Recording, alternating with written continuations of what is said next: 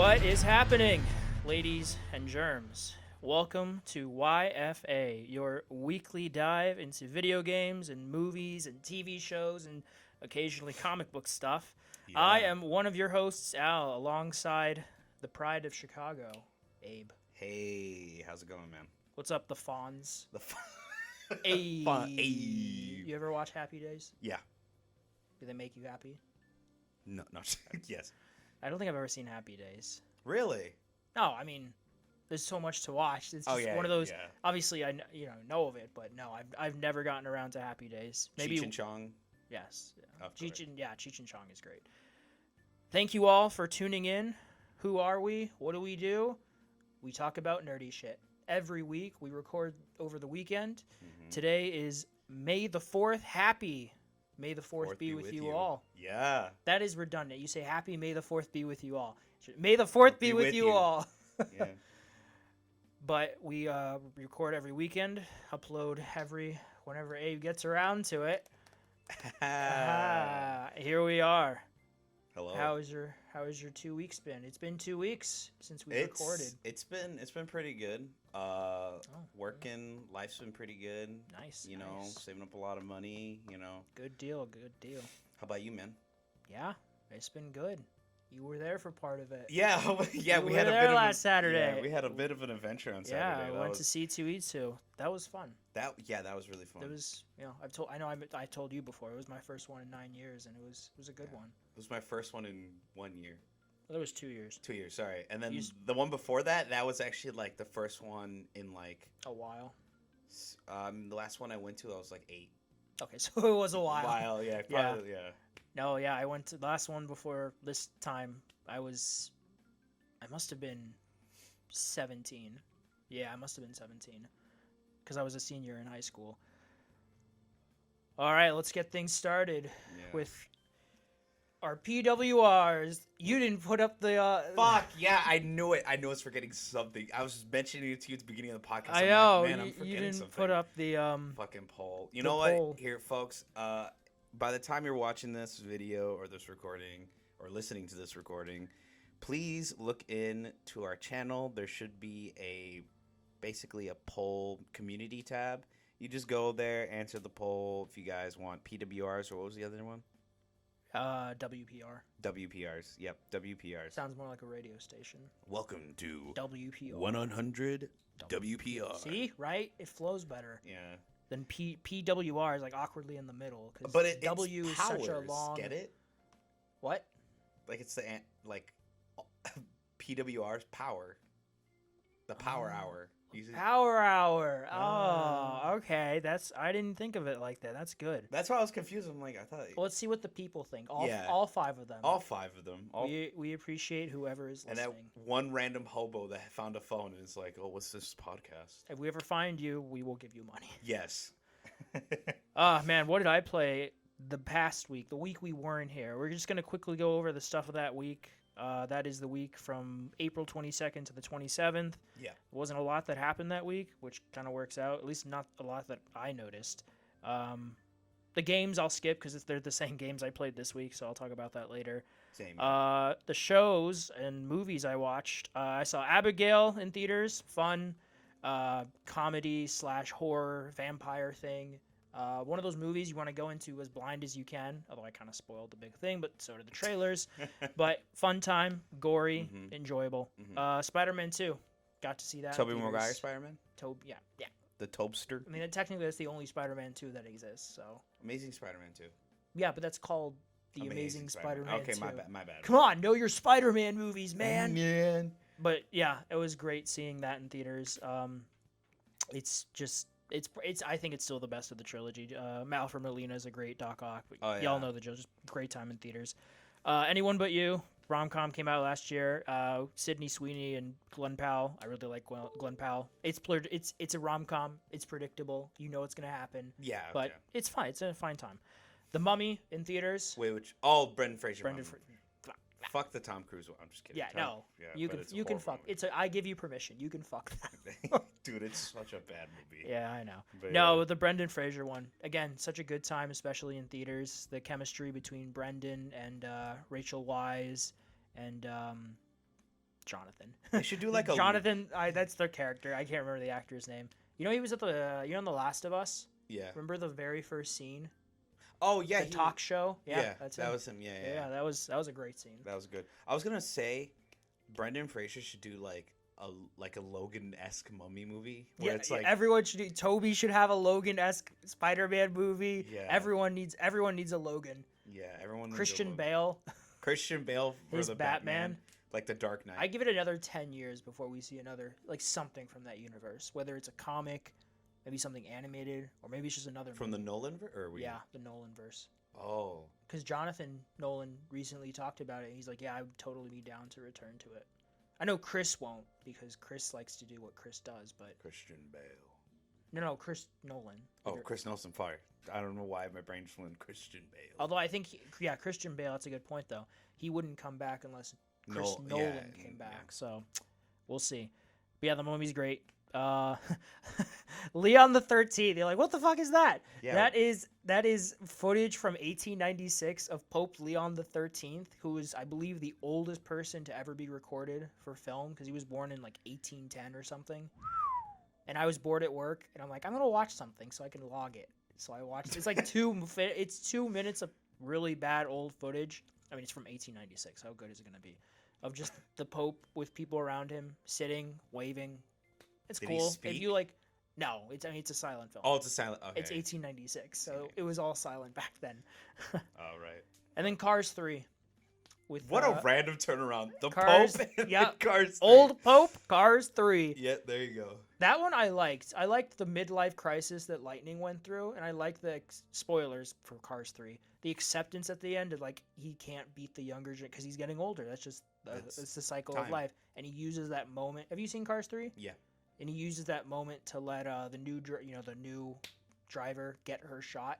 Yeah. Because it's all about nepotism.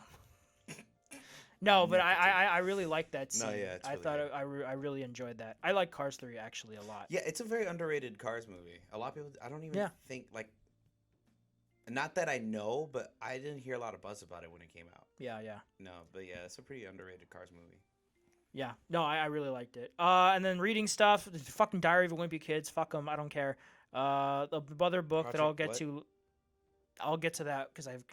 It's the audiobook I'm listening to. Okay. I'll get to that later. Ultimate Spider-Man issue number 4, very good. A slower issue. This is the issue that introduces Gwen Stacy into this new Ultimate Universe. Oh yeah, you mentioned that. And she's married to Harry Osborn. Yeah, you mentioned that. Yeah, and they have a dinner date with MJ and Peter. Is that like because 3 of them know about the Spider-Man Green Goblin shenanigans, and MJ is the only one kept in the dark. And then you get some stuff that Uncle Ben and Jay Jonah are starting a new paper together. Oh yeah. You mentioned And so that's kind of further setting the groundwork for all that. But good issue. Jonathan Hickman killing it so far. Good. And then finally, Something is Killing the Children. Issue 36 came out. I've been waiting since like late last year. I think that was when 35 came out for this to come out. This has been popping off because I've been hearing it everywhere. It's really James Tinney in the 4th. He was there this past. I think and I wish I had known. I would have gotten my copy signed. That's what you can do next year. Just more research. We'll be better prepared next year. Yeah. But yeah, it's a good issue. It's a prequel issue about her going after a certain monster. I'm not gonna say much. I don't want to spoil it. Although I spoiled other crap, but whatever. But yeah, really good. That's my crap from that week. Didn't want to take too long, but all right. What'd you watch? So obviously, like he said, I played the same games. Yeah. But films and shows, I watched the Fallout TV show. That last week I watched episode 1 and 2. And then next week I'll say what episodes I watched after that. But I also watched Top Gun Maverick for the first time. Really Never heard of it. Shut your hormone. I saw it twice in theaters. Nice. I heard it was really Yeah, it was. Before I watched it, I was a little hesitant because how like remakes, but I'm like, you know what? It's technically it's a sequel. A sequel, I mean. Sorry, not remake. I mean, most legacy sequels aren't good. No, yeah, that's why I was very hesitant. But when I saw it in my house, I was Did it make you feel the need for speed? Yes. And then I also watched Buddy Daddies. Sounds like a gay rom-com. No, yeah, pretty much, I guess. No, and now that I think about it, I'm like, yeah, pretty much. Yeah. But it's a pretty good show. I liked it. The ending's amazing. But I didn't finish it that week. It's next week I finished it. And then I was like, fuck it. Let me just watch all the Tobey Maguire Spider-Man movies. So I watched 1 through 3. That's what I did. Yeah. But in theaters, because they. No, yeah. I watched it here. I have my DVD collection of 1 and 3. 1, 2, 3. I want to buy those one day. But in 4K. But in 4K, Yeah. 60 120 FPS. I'm gonna slowly invest because I was telling you before that I just got an apartment, but right, I got to be careful. I was telling you about how much I've been spending yeah, lately. Jesus! When I heard that, I'm like, "Are you a what?" But I'm gonna cut cool back. it. Yeah, but I want to invest in like the stock market. Yeah, I should invest in the stock market, but an entertainment setup, in the living room. Just a nice TV. Oh yeah, you mentioned surround sound, all that TV, jazz. Surround sound. So I can watch Toby in 4K. There you go. That's all I had for that week while we were at C2E2. But yes, we will get to that later. Or not movie news. Sorry, video game news. There was one big thing that week. Embracer split into 3 companies, or is splitting into 3 companies: Middle Earth Enterprises and Friends, Coffee Stain and Friends, and Asmodee Group. There are no friends for Asmodee Group. But the other 2 get friends. This comes from IGN. Just going to quickly go over it. Embattled game company Embracer Group has announced its intent to split into 3 separate companies, the 3 I just mentioned. Each company will be a separate publicly listed company, Embracer said. The move comes after a brutal period of restructuring that has seen hundreds of staff lose their job. We've talked about that before. Multiple studios shut down, and the sale of developers including Borderlands maker Gearbox and KOTOR remake maker Saber. The largest shareholder, controversial CEO Lars Wingforce, intends to form a new long-term ownership structure and will remain a long-term, active, committed, and supportive owner of all 3 entities. Yeah. I'm sorry. Like, how the fuck do you mismanage a company, get everyone hyped up? Like, you literally had the budget for success. He literally got all these... Over it. They're like, yeah, this will be easy. Everyone's doing it. And it wasn't easy. Well, no, it's not that everyone was doing it. He acquired the studios. And well, I mean, everyone's acquiring studios now. That's okay. Xbox, PlayStation. Yeah. But it's like he had games in development, and, like, I guess it didn't wow him because, like I said, he's a CEO. He probably has to give Probably doesn't play video games. He probably doesn't play video games. We should be CEOs that play video games. We'd be great. We'd be in touch with the people. He needs a James Gunn to his, what's his Peter name? Saffron? Peter Saffron, yeah. Yeah, everyone needs a James Gunn. Yeah. We should all get our own personal Or Kevin James. Feige, yeah. Yeah, well, Kevin's been doing it by himself all these years. Oh, yeah. I mean, obviously, we've had issues recently. People talking about kind of the decline of the MCU overall. But I mean, for 10 years, it was a gold mine. Yeah. But just to quickly recap what the companies will do, Asmodee is a tabletop games publisher. Okay. Coffee Stain and Friends will focus on indie and A/AA premium and free-to-play games for PC, console, and mobile. And Middle Earth Enterprises and Friends will focus on AAA game development and publishing for PC and consoles, as well as the stewardship of the Lord of the Rings and Tomb Raider intellectual property. Wait, so Monolith doesn't have the Lord of the Rings license? Or no? Well, they have... I mean... I know it's through Warner, but... Well, that was years ago. That game came out, 8 years ago now? Oh, okay, yeah, they probably... Okay. So I'm sure it was a shared thing, or they got permission from the Tolkien estate, or however the fuck that works. But yeah, that's how it is now. Asmodee is over 300 IPs, blah, blah, blah, a bunch of stuff, blah, blah, blah, blah. Exploding kittens? What? A bunch of tabletop, if you're into that. Coffee Stain and Friends has a bunch of stuff. Tuxedo, like THQ Nordic. Yeah. Oh, wow. Deep Rock Galactic, Goat Simulator. Oh, wow. I didn't know that. Oh, wait, yeah, Coffee Stain. I knew I saw that name. I know. Star Trek Online, D&D Neverwinter Online, and then Middle Earth Enterprises, Lord of the Rings IP, Crystal Dynamics, Dambuster Studios, Eidos Montreal, shout out Guardians, Kingdom Come Deliverance, got a new one, Lord of the Rings, Metro, Tomb Raider, big stuff. Yeah, okay. Dark Horse. We'll have to see what happens there. Oh. And then we had a trailer for Deadpool and Wolverine. That was a really good trailer. The big takeaway is that there's a lot of Wolverine in it. Mm-hmm. And the villain appears to be Professor X's sister. Yeah. Is her Twin sister. Yeah, Yeah. Cassandra. Fuck, what's her name? Cassandra Cain, I think, is maybe her name. I think that's no. It's something Cassandra. Yeah, it's and she's like pretty much like evil. She wants. No, yeah, I mean she's the bad guy. Yeah, but no, she's like unadulterated. Oh evil. no, Cassandra Cain is she's a DC character. Yeah, she was a Batgirl. Cassandra Nova? Nova or something. No, I can't remember. I'm pretty Just sure. Look up Professor X's twin sister. Professor X twin sister. Cassandra Nova. Okay, it is Cassandra Nova. I believe she is the bad guy in that's who it appeared in the trailer. The woman, the bald one. Did you see you watched the trailer, right? Yeah. Did you see that the base is the headquarters is just Ant-Man's fucking skeleton? Dude, you know what's so funny is like we're like huge nerds, but like I remember someone going like, "Oh my god, is that Giant Man?" I'm like, "Okay, yeah, that is technically Ant-Man Giant, but it's Ant-Man. It's not Giant Man." In relation to what we know about the MCU, yeah. It's yeah. Yo, rip Scott Lang. Yeah.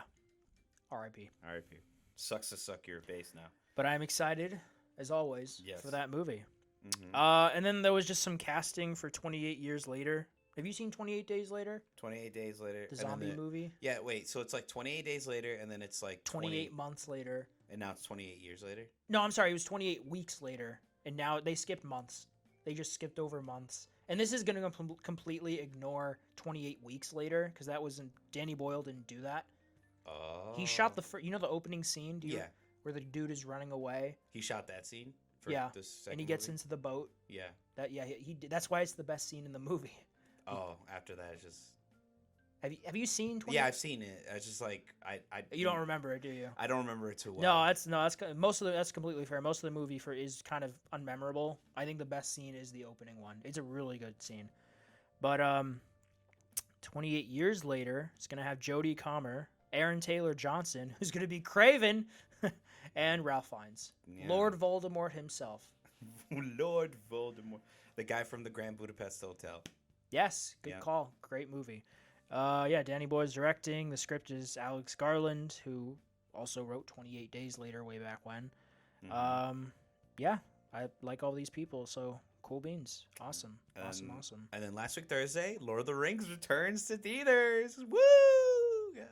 Oh, yes, in June. Yep. In June. I'm seeing it. I'm going to go. Yeah, I need to contact you about that. I probably will. Oh yeah. Well, yeah. Let me know. Yeah, because it's at a theater near my house. Well, it's gonna be further now because I'm moving, but yeah, it's a nice theater. Okay, yeah. I'll let you know because I need to check what day. Is it? It's all one day, right? No. All separate days. No, it's separate days. It's June 8th, 9th, and 10th. Saturday, Sunday, Monday. At certain times. 4, 4, 7. 4.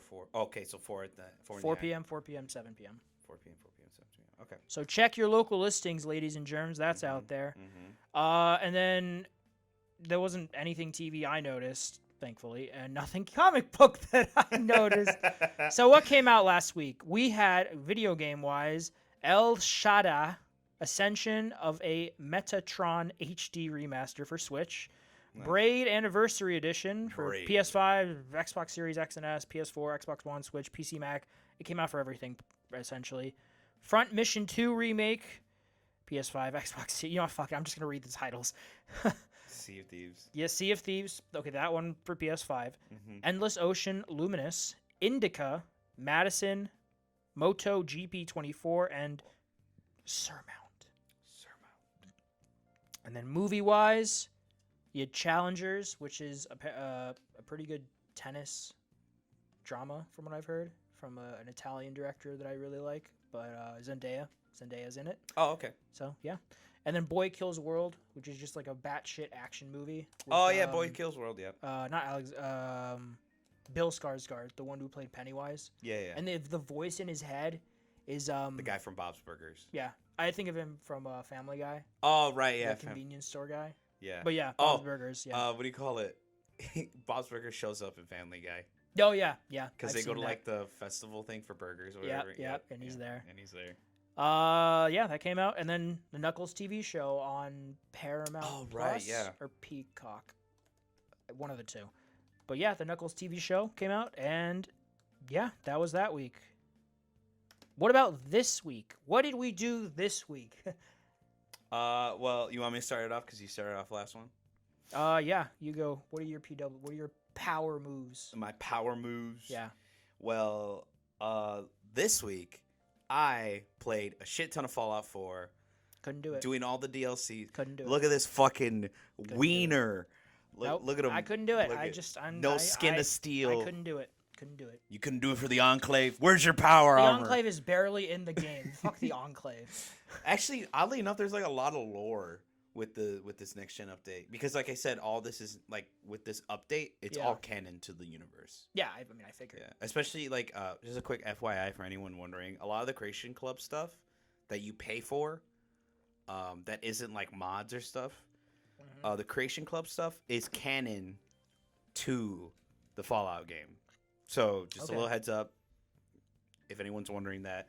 So all the Enclave stuff, canon, they do come to the, what do you call it? Not Capital Wasteland, what's it called? The Commonwealth. Yeah, the Commonwealth. Yeah, and then there's like some new, it's just amazing. And the next gen update, I you know what's so funny? I've yet to go to Diamond City yet. Like to like walk to go to do Diamond City stuff. Yeah, to do Diamond City or into like the deep part of the city where like I remember my games like frames would drop and like it would go from like the textures would go from like 1080 to like 420p. So I haven't been there yet. I've been to the Glowing Sea. I've been to most of Sanctuary where it's like a lot of grass and stuff. Like a lot of the like vegetation area and it runs pretty good. Obviously, I never noticed it because I just thought it was like a normal thing, but like the game stutter when autosaves. But now I'm going to notice it a lot more because now they mention it. Like I said, I've done that to my friend where I'm like, you didn't notice that? He's like, no. And then he's like, now I notice it, you jackass. Yeah, I feel like I've become very sensitive to this crap and I hate it. But whatever. Fuck you, Todd. No, I'm just playing. Say fuck you, Todd Howard. But no, he's a good guy. It's his fault. It's his fault. But then I also played Helldivers 2. Yep. Spreading democracy. Those bugs will not break the front lines. Some people might not be able to. Oh yeah, we'll get to that. Yeah, that pissed me off when I heard about it. Not good. Played Overwatch 2. It's getting into a better state every day. They're updating it more often. They're fixing like characters that are like broken and they're rebalancing them and stuff. And then especially with this new mid-season patch we're getting, I'm very excited. And then I also played Remnant 2, the DLC, the Forgotten Kingdom, I believe it's called. You remembered. Yeah, but I forgot to get the last thing from that DLC, so I haven't put down complete yet. So you forgot. Yeah, fuck. Yeah. Well, I played it, and then I forgot to go pick up the damn thing. Perfectly named. Yep. And then I played Fortnite because of the Billie Eilish update. Are you a big Billie Eilish fan? You're goddamn right. But I like some of her stuff. Yeah, some of her stuff is pretty good. Yeah, I don't listen to all of it. Not a huge fan of her. Oh, how's she as a person? She just has these stupid sheltered takes. She's someone who kind of got in a bit with nepotism. And I'm not saying she's talentless. She's not, but she just has these really dumb takes. Like I'm not gonna go into a ramble, a rant about Billie Eilish. Yeah. She's not gonna listen to this.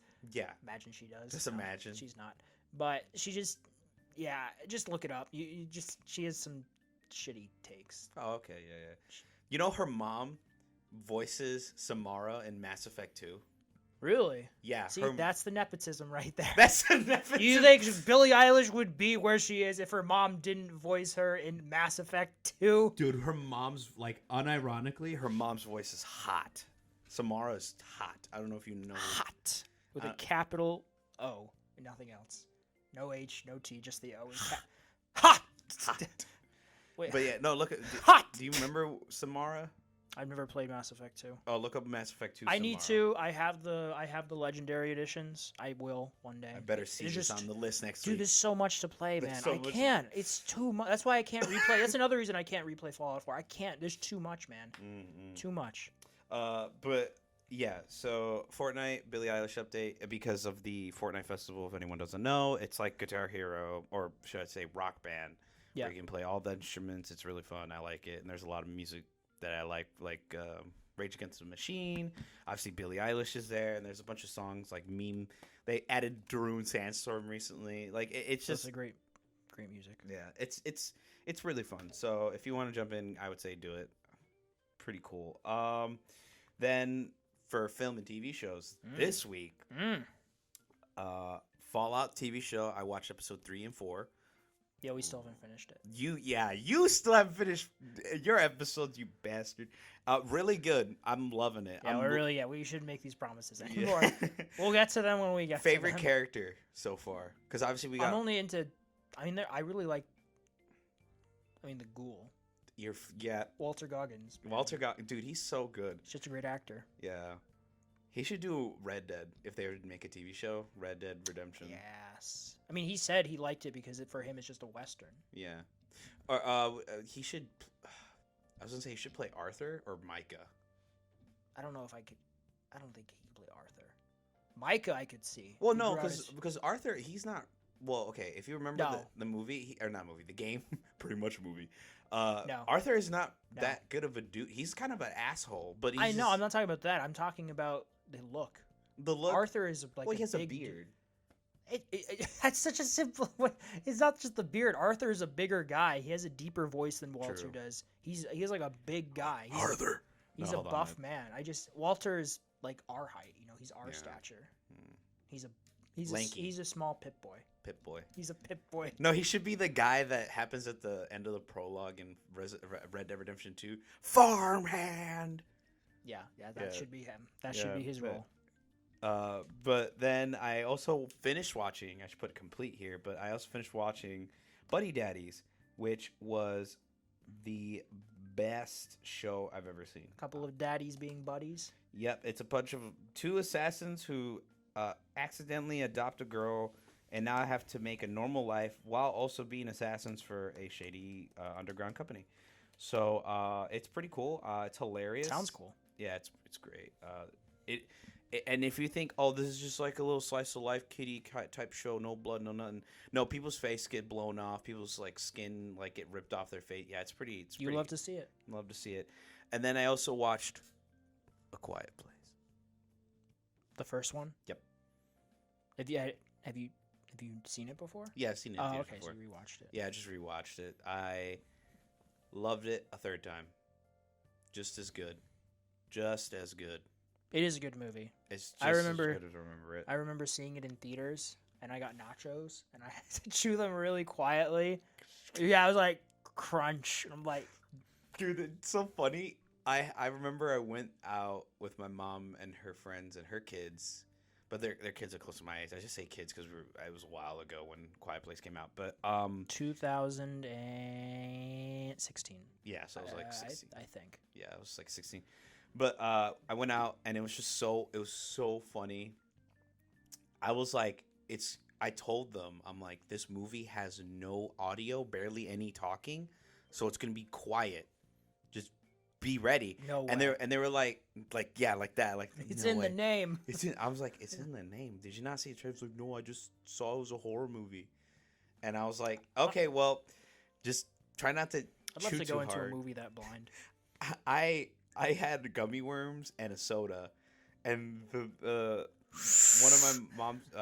of the kids from my mom's friend, like had like nachos. And Nacho cheese. Yep. Shout out to Nacho Kid. Right? Yeah, it's just I was crunch. I was like, damn, chew that little. The place actually kind of off topic, but the place that I'm going to see Lord of the Rings at, it's called Hollywood Boulevard. Yeah, you mentioned. Yeah. They have. That's where I saw A Quiet Place. And that's funny. They have pretty good nachos. Oh, okay, cool. I'll probably order nachos when we go. But yeah, that's all. You gotta let me know, man, because those tickets are gonna. They're gonna go out. They're gonna go out. Okay. I mean, it's Lord of the Rings. I mean, yeah. It's send me the dates and I'll see if I can call those days off. The 8th and 9th and 10th. Or if I can have a different shift that day. But yeah, the 8th and 9th and 10th. 8th, 9th, 10th. All right, cool. In the evening. Got it. I didn't read any books. I wanted to start reading those books. No.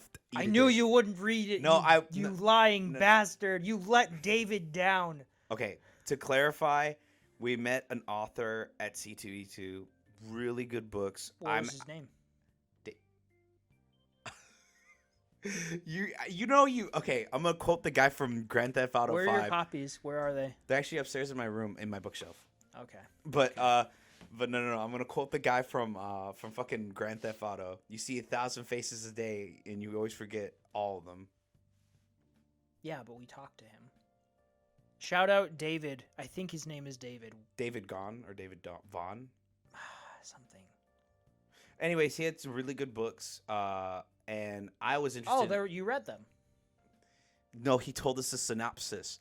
Anyways, while we were there, he gave us the little synopsis of like what the plot is. I was really interested. I wanted to read them, but I had no time because you want to know what I got? I had early morning shifts for the past like 2 days. You were such a liar.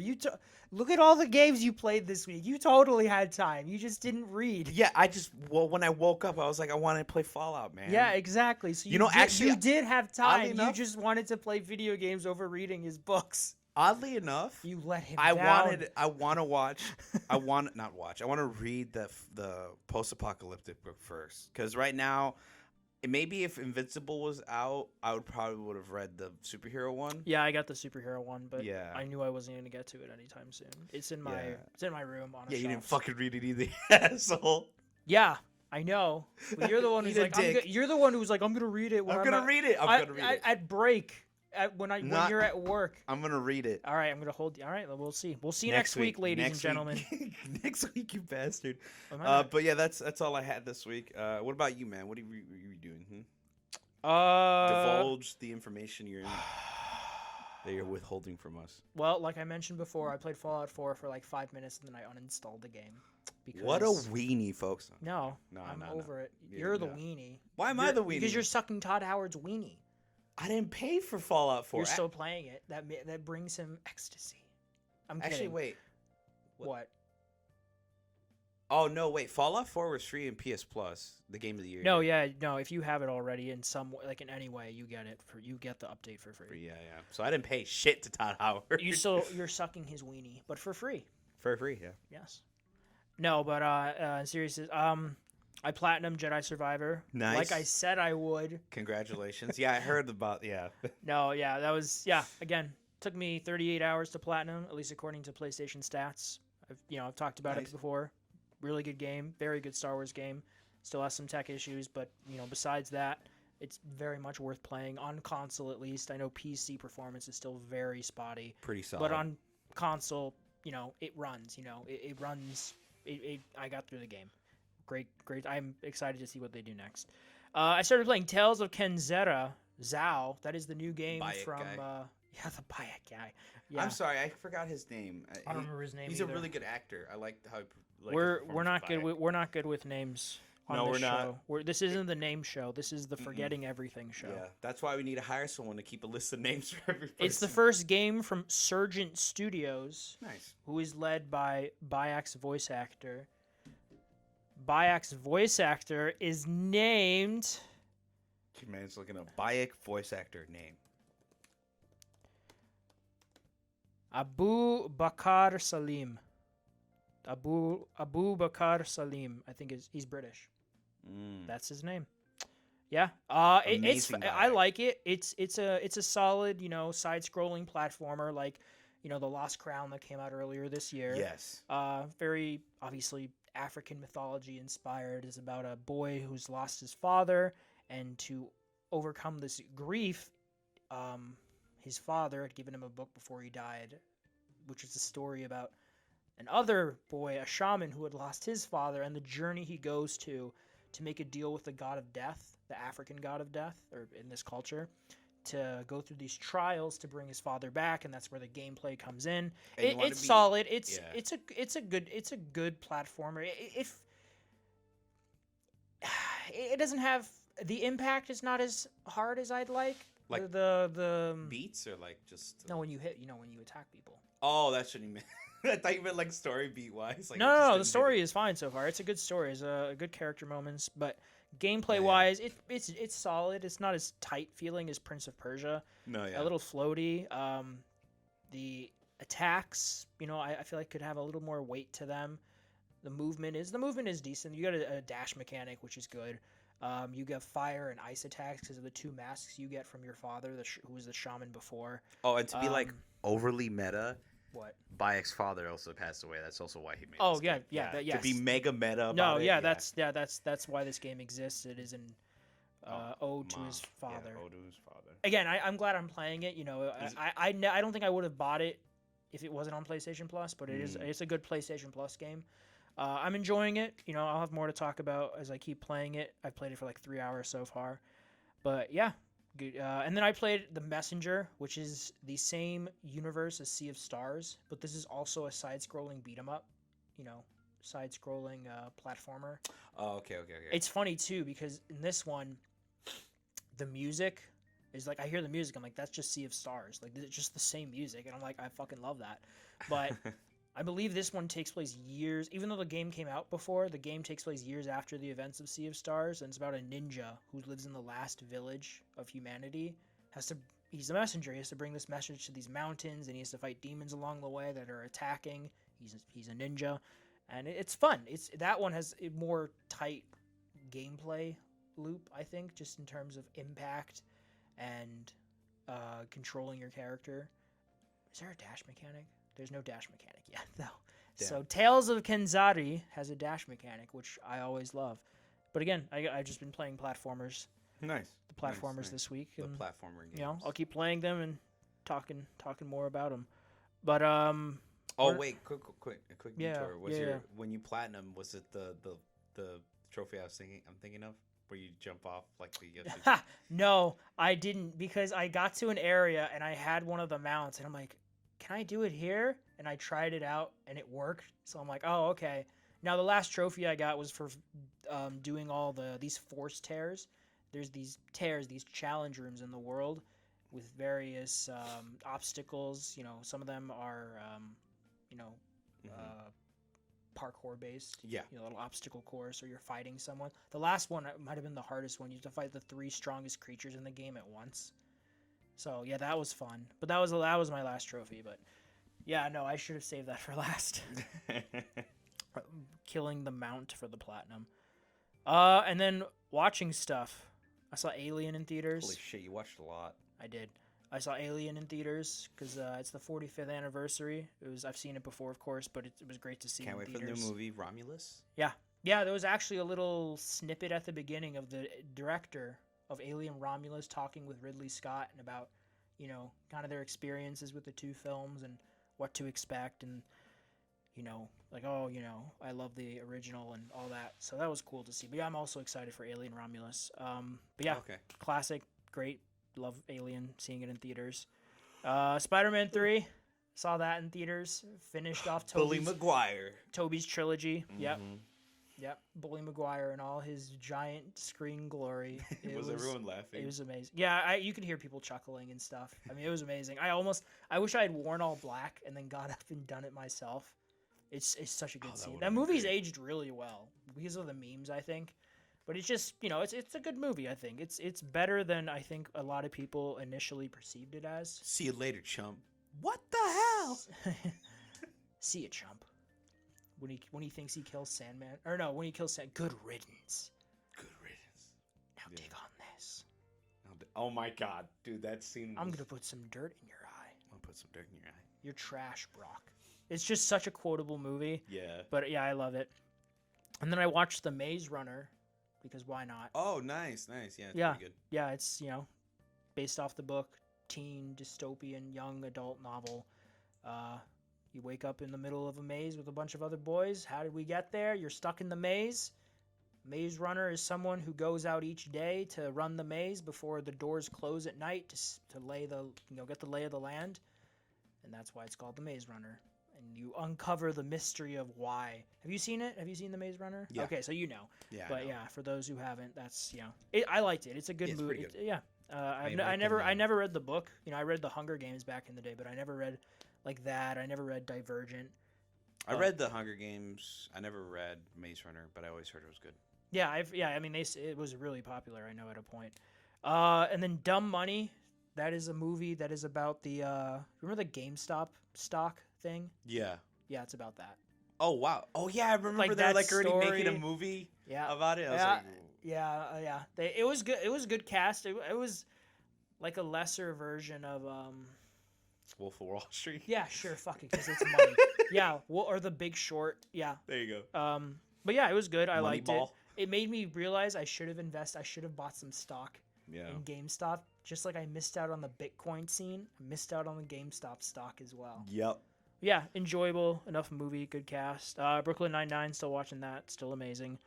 The Good Dinosaur. This was the last Pixar film that I hadn't seen. Now I've seen them all. The Good Oh, right. I never seen that one. It's like with the big like everyone forgets brontosaurus. Yeah. It's in a world where dinosaurs never went extinct, so they've evolved and they talk, and humans are the kind of the subspecies. Yeah. So there's a Spot is his name. He's kind of what's the dinosaur's name? Aldo, I think. His pet, quote unquote. They go on a journey. That shit happens. It's okay. It's an okay film. It is gorgeous though. It is a gorgeous looking movie. I mean, it looks really good. So you should watch it just for how good it looks. But yeah, it's probably the most forgettable Pixar film. It's the one like, oh yeah, they did do that. But and then last night I watched Annihilation, which is really good high. Annihilation? Yeah, it's a sci-fi film. Meteor crashes by a lighthouse, starts expanding this weird shimmer field, and everyone who goes in, anything that goes in never comes out. So this group of, scientists, they go in, led, Natalie Portman is the main character, to see what's happening. And I was high for this, and it's one of those films that you watch while you're high. So good. So good. I don't want to spoil too much, sci-fi, weird shit. Mm-hmm. Get high if you're going to watch it. It's a good movie to get high to. And then, reading wise, the audiobook I've been listening to, Project Hail Mary. Nice. It's by the same dude who did The Martian. Okay. The movie, and that was a book. Andy Weir. This is a really good book. I don't want to spoil it because I didn't know a lot going into it. It's science fiction. The main character's name is Wyland Grace. I don't want to say anything because I want people to go in as blind as I did. My dad ruined something for me, and I gave him shit for it. Damn. But it's science fiction. That's all I'm going to say. But anyone, if you listen, it's a really good audiobook, but I don't want to spoil it. It's great to go in blind. It's science fiction and there's space. That's all I'll say. That's all I'll say. And then Diary of a Wimpy Kid, I barely read Old School. I don't know. I was bored at work, man. I have no excuse. He's like, I have no excuse for this. One page and I was like, I'm done. Yeah, at a point with these books, definitely because they're made for a younger audience, you just realize you're reading the same thing over and over again. Also, he's just stuck in middle school forever, so it's just him being an asshole. He's a fucking sociopath, but everyone in that book is a piece of shit. So everyone is terrible. He's an asshole, but there's people that run. No, they're all. Everyone in that book is awful. I can't think of a genuinely. Maybe the mom. I think the mom means well, but she does things sometimes that make me go, "You're crazy."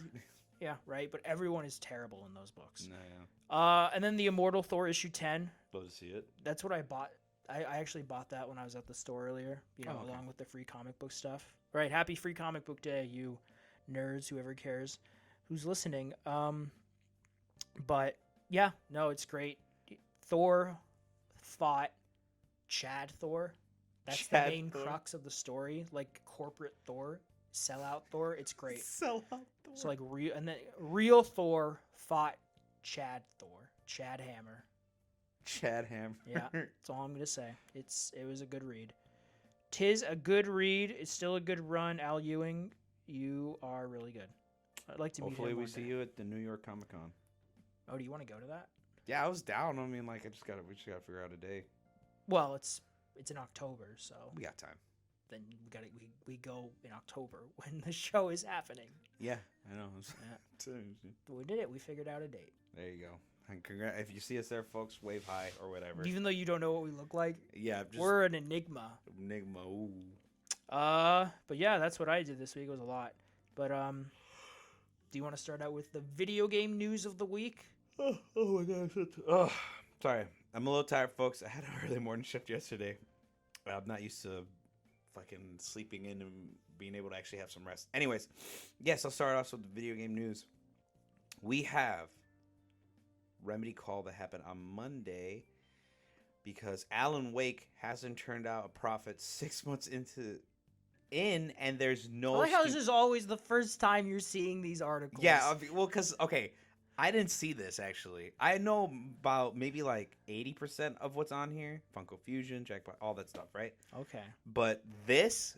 Do you want me to read this one? Yes. All right. Because I didn't know this happened. Remedy this week on Monday had an earnings call with their investors where they had gone over recent things like Alan Wake 2's launch and everything they're currently doing, like with the Max Payne remakes and everything in their multiplayer game. And the big takeaways from it is that Alan Wake 2 still hasn't made a profit in 6 months, and they're still not going to do a Steam release, and a bunch of other stuff. This was from PC Gamer. Shit. What? Oh my god! I just like my brain froze for a moment. I'm like, what is What is my life? Right, Windows loading screen. I saw. I was like, you good? Right. The game, as of March-ish this year, it has sold 1.3 million copies. So it still hasn't made a profit. That's weird. It's like a $70 game, isn't it? Yeah. That's part of the message is that games are so expensive. Like these AAA games are just really expensive now, and it's becoming harder and harder to recuperate those costs. Like Spider-Man 2, it took a little bit to get those costs back because the game was so expensive, even though it did sell a lot. So, this was part of the earnings call. The CEO reiterated this in the earnings call this week. Mentioned that Remedy has experienced an operating loss of 2.1 million euros in Q1 of 2024. They did mention that they did buy back Control, the rights for Control in that time. Oh, okay, so that's probably why then. But on the whole, from this call, the Remedy seems pretty buoyant about its future. The CEO dedicates a hefty chunk both of the business review and earnings call to talking up the possibilities opened by acquiring the rights to Control, which means the company can now freely decide on the future of our two established franchises, Control and Alan Wake. They're exploring self-publishing and partner publishing options for future games. I need to play Alan Wake 1. And then they talk... Yeah, you do. It's... Sorry, I kind of like jumped in. No, you're good. It's worth it for the gameplay's a bit dated, but it's worth it for the story and the atmosphere. So either play it or just watch the movie on YouTube. But it's worth experiencing for sure. But they talked about their multiplayer game Condor. It has now moved to full production. It's a Control spin-off. Control 2 has hit the end of the proof of concept stage, and the Max Payne remakes are expected to hit full production in Q2 of this year, and the free-to-play multiplayer game Project Kestrel is in the concept stage. So people need to buy it. So essentially, things are going along well.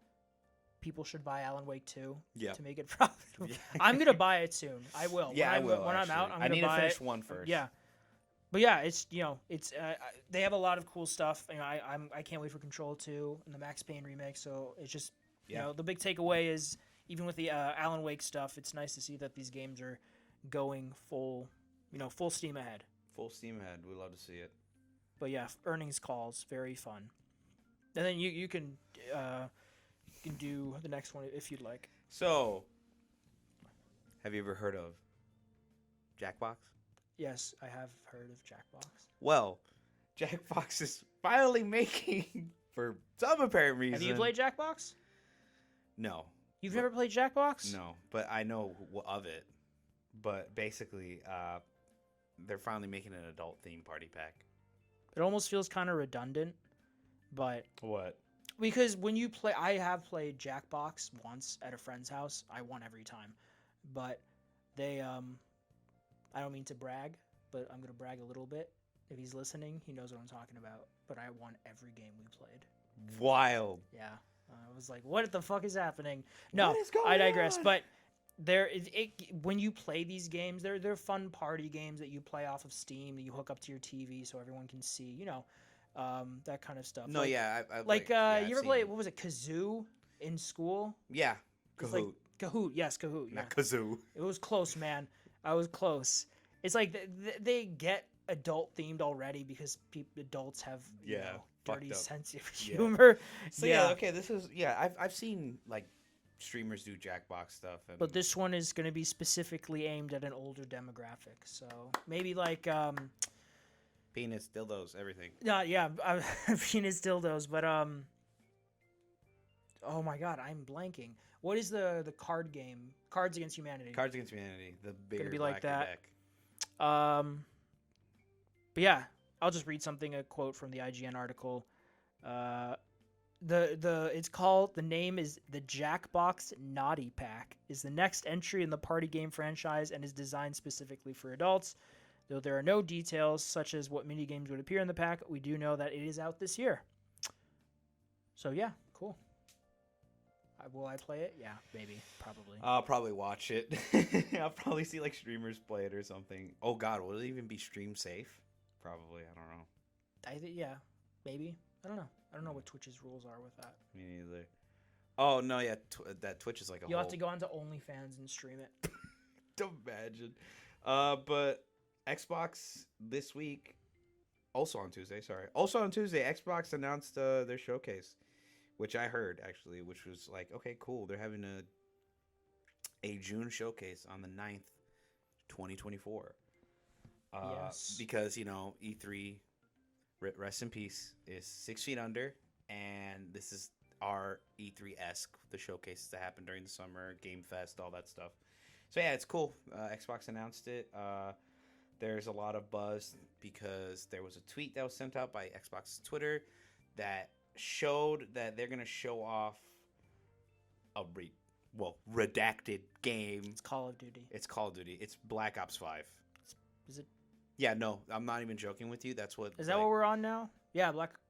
Because Cold War. Is it technically 6? No. Yeah, because Cold War is Black Ops 5, quote unquote. Quote unquote, yeah, but it's like the sub name. So if it's a sub name, it's So it's Black Ops 5. It's kind of gone the way of Assassin's Creed, like how those used to be numbered. Yeah. And then they had all the spin-offs, and then Black Flag was the last one that also was called 4. And yeah. everything after was just a subtitle. Yeah.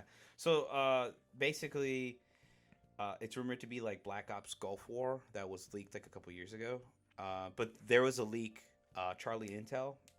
This is not from the article, but I actually already knew this. But Charlie Intel is like a huge leaker. Basically, he said, yes, so it's Black Ops 5, and it is a Black Ops game, and that's everyone is hyped because everyone remembers when everyone in school was playing Black Ops 2.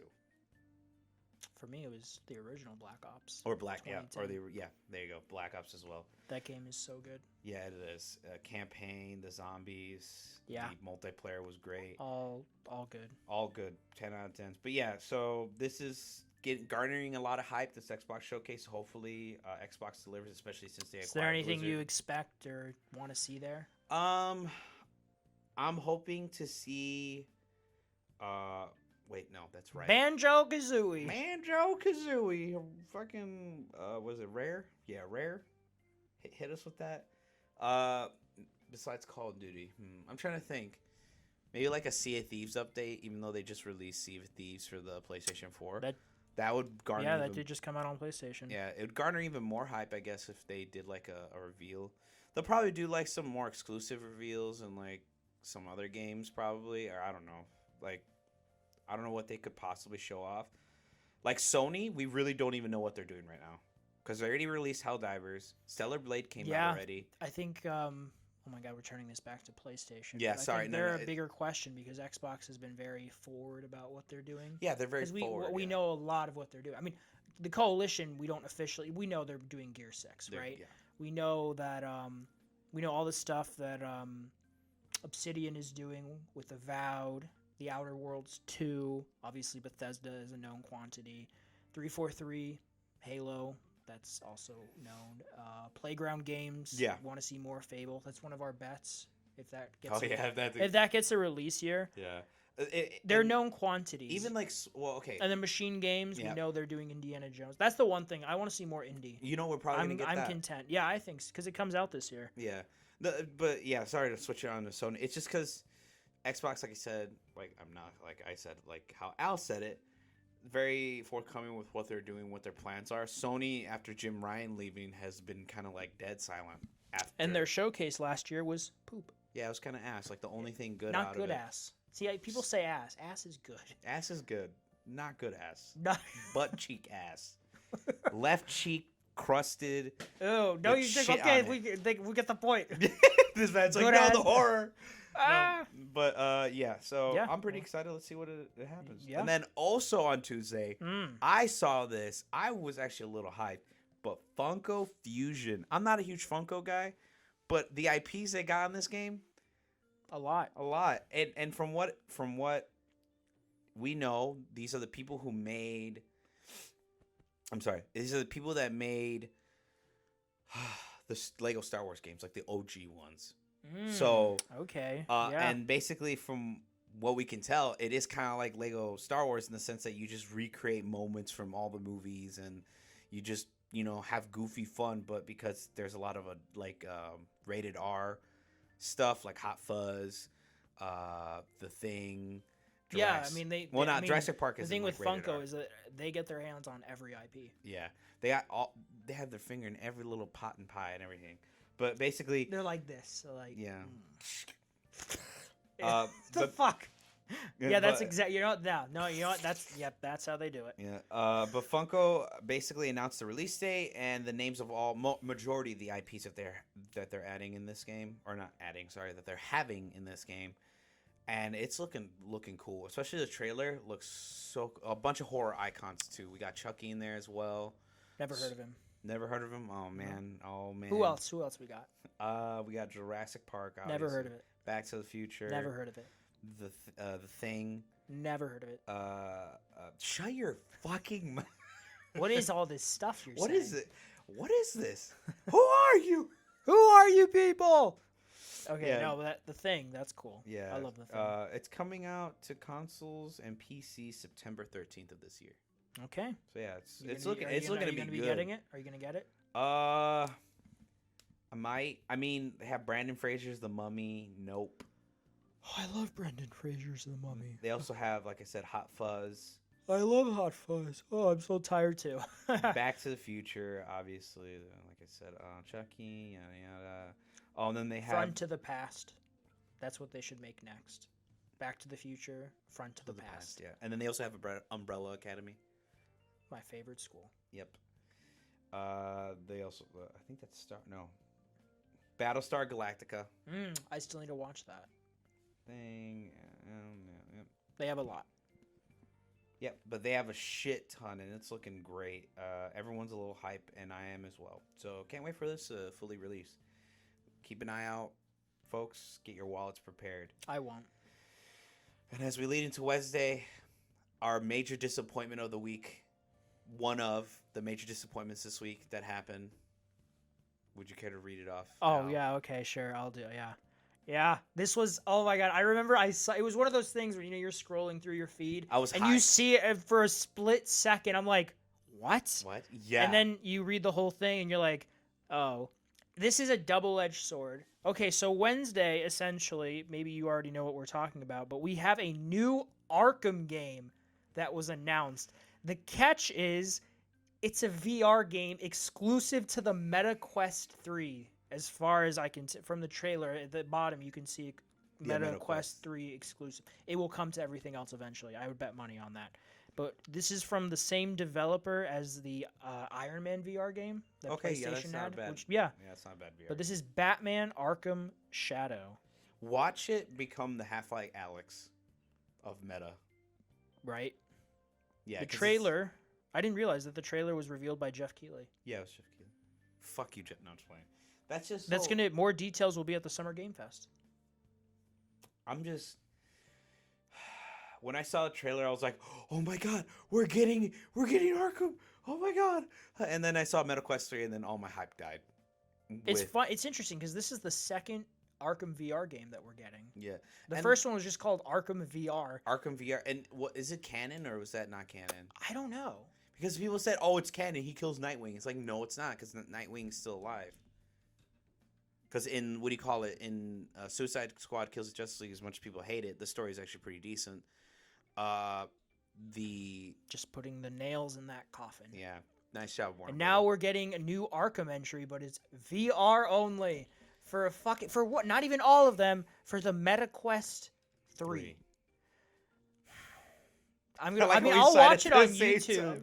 Well, I'll watch it on YouTube. Yeah, I'll watch it. The thing that makes me go, okay, there's like a sliver of hope here, is seeing that the IP is not dead. You know, that we're getting a new Arkham entry.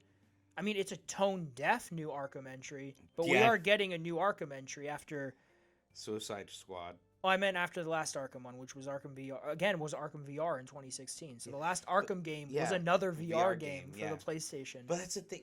I know I'm getting sidetracked about the story in that Arkham game, but the Arkham VR, like, he's still infected by the Joker venom. I want to. I could be wrong. If I might be misremembering, but I want to say it takes place between Arkham City and Arkham Knight. Yeah. That VR game. Yeah, because he's quote unquote dead at the end of Arkham Knight. I mean, we all saw it. We all know how that's turned out. But and then he quote unquote kills. Well, no, I'm talking about in the VR, but he quote unquote kills Nightwing, but Nightwing isn't dead. He's just having an illusion. Yeah. I'm pretty sure it takes place between Arkham City and Arkham Knight. Yeah. But yeah, Arkham Shadow. We're getting a new Arkham game. It's a fucking VR title. I like how this Forbes article is just very passive aggressive against it. Like the ending, I wish them the best of luck, and I hope VR enthusiasts enjoy it. I will not be playing. That's essentially that's my takeaway as well. I agree. Yep. Mm-hmm. A MetaQuest. 1000%. I'm not gonna buy a MetaQuest 3 for an Arkham game. Yeah, no. I would buy a PlayStation 6 for an Arkham game. I bought the PlayStation 4 for Arkham Knight back in the day. Oh, really? I'm like, I need a PlayStation 4 by the time Arkham Knight comes out. I had a PS4 for Overwatch because everyone was playing it. Team shooter. I could see that. I like team shooters, especially like Team Fortress. Yes. But yes. Yeah, but anyways. Would you like to do the next depressing news, Abel?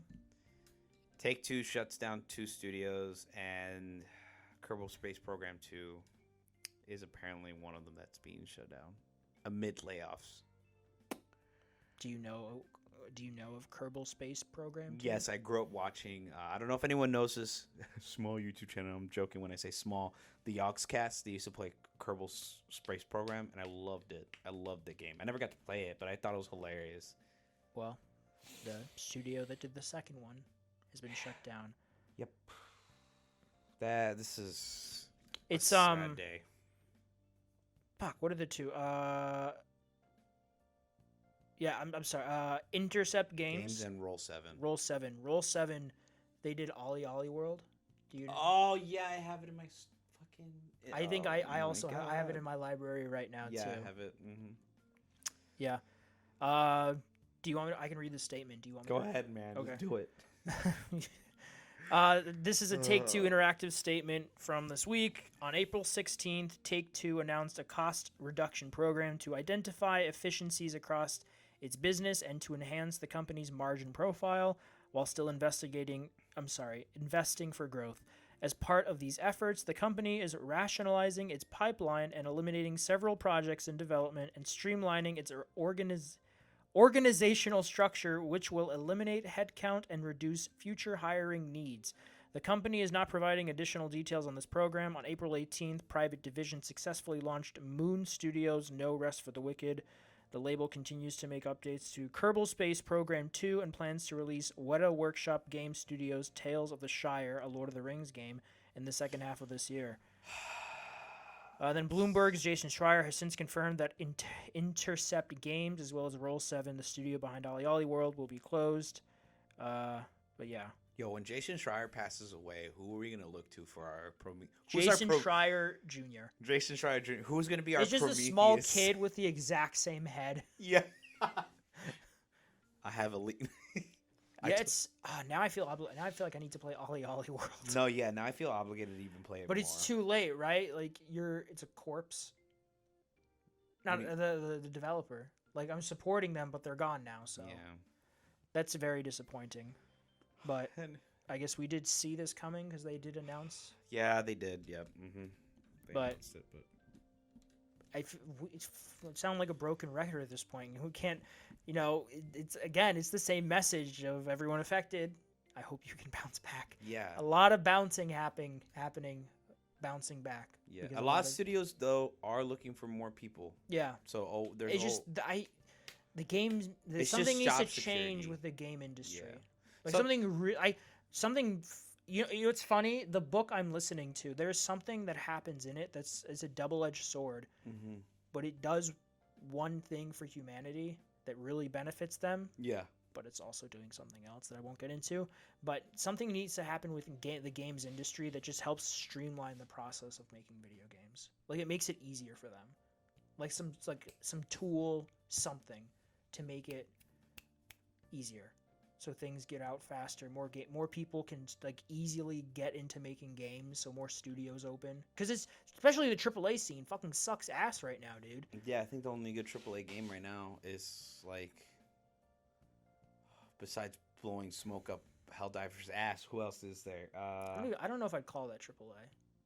What is it? Is it? I mean, it's a live Double service. A? No, it's not double A. It's a AAA. Is it? Yeah, AAA is like high quality, like game. It's the budget. How big of the budget? How I'm curious. I'd want to know how big the budget was for that game. Helldivers. Because I know obviously they partnered with Sony, but it was Sony published.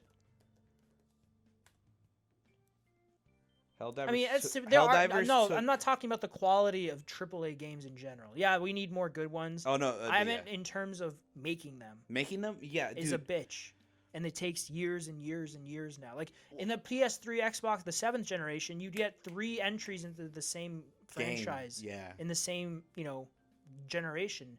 Now it's like 1. Like we're gonna get. We won't see God of like War Spider-Man for maybe 2. another couple of years. Spider-Man 2 is gonna be the only Spider-Man. We're not. Spider-Man 3 is gonna be a PlayStation 6. We were gonna game. have Spider-Man Into the Web or whatever. But you mean the multiplayer game? Yeah, the multiplayer game, but it got canceled. Yeah. Well, we are getting that Venom game. We are getting that Venom game. But I just looked it up. Helldivers' budget was about $100 million. Really? Yeah. What? All right. It was made on an 8-year-old engine that doesn't get any more updates anymore, so I don't know how they were able Wow, to... just like the Creation Engine. Yeah. But it 50 works fine. to 100 million. That's an estimate. But still, that is... Okay, that is a lot. All right, I concede. But yeah, that's a good one. But we're going to talk about Helldivers 2. But... There's just more sadness this week, bro. Well, it's not epic sadness like the other two. Well, the next thing is... It's pretty like, oh, okay. But what is it? Hideo Kojima. Hideo Kojima's Elden Ring.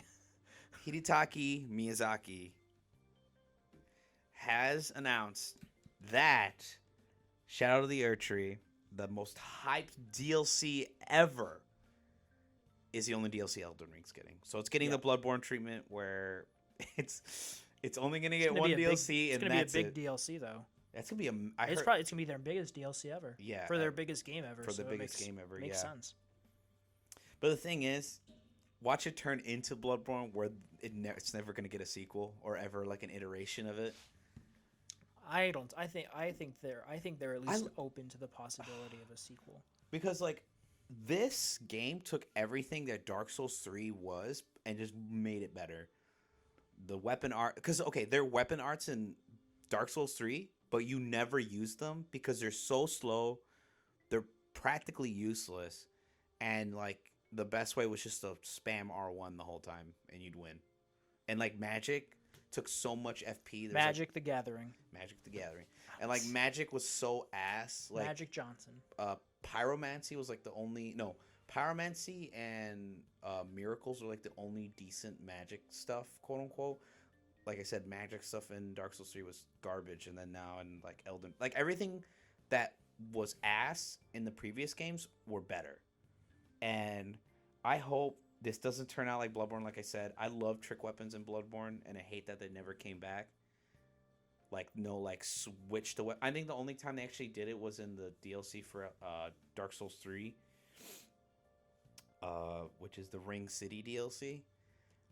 That had a weapon. Oh God, it's been 2 years already since Elden Ring came out. Yeah, that's fucking nuts. Yeah, this DLC's. Well, he says here, Yeah, sorry. Continue with the art. No, you're good. You're fine. I was just reading over because I thought he said something about they don't want to say that this is the end of the Elden Ring saga. Oh, okay. I think they could. Their next game I don't know what their next game's going to be after this, but I don't think it'll. I think we could see an Elden Ring 2 one day. It wouldn't surprise me. Yeah, like if they have the idea, if something comes to him. Yeah, or George Bloodborne R. R. 2. Martin. The Eldenborn. That's gonna be my wild as fuck prediction for the PlayStation Showcase this year. We get Bloodborne 2 announced. Or Bloodborne remake. It won't happen, but that's what I'm gonna say. Watch it actually happen. I'm gonna lose. I would shit. lose my shit. Yeah. I'd be like, where did it go? But I think we could get. I mean, it'll be a really good DLC. Comes out June 21st. I think maybe we'll get a sequel one day. Hopefully, yeah. Hopefully. Next is X Defiant release date. Everyone's favorite FPS shooter that we've been waiting for to come out for like years now.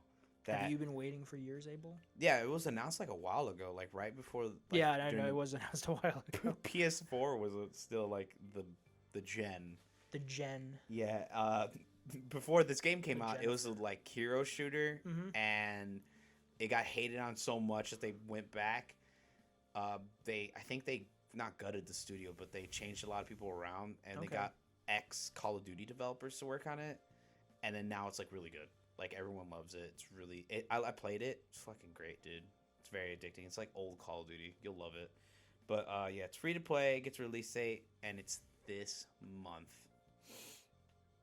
So, X Defiant free to play first person shooter. Yada yada. This is their statement. Thanks you to everyone who participated in the server test session, which was actually a couple weeks ago. Did you participate? No, because I was at work. An X Defiant blog post reads, "It was exciting to see all the love for the game and the great feedback that was shared. Coming out of the test, we are excited to say that we will launch our pre-season on May 21st on PC, PlayStation 5, Xbox Series X.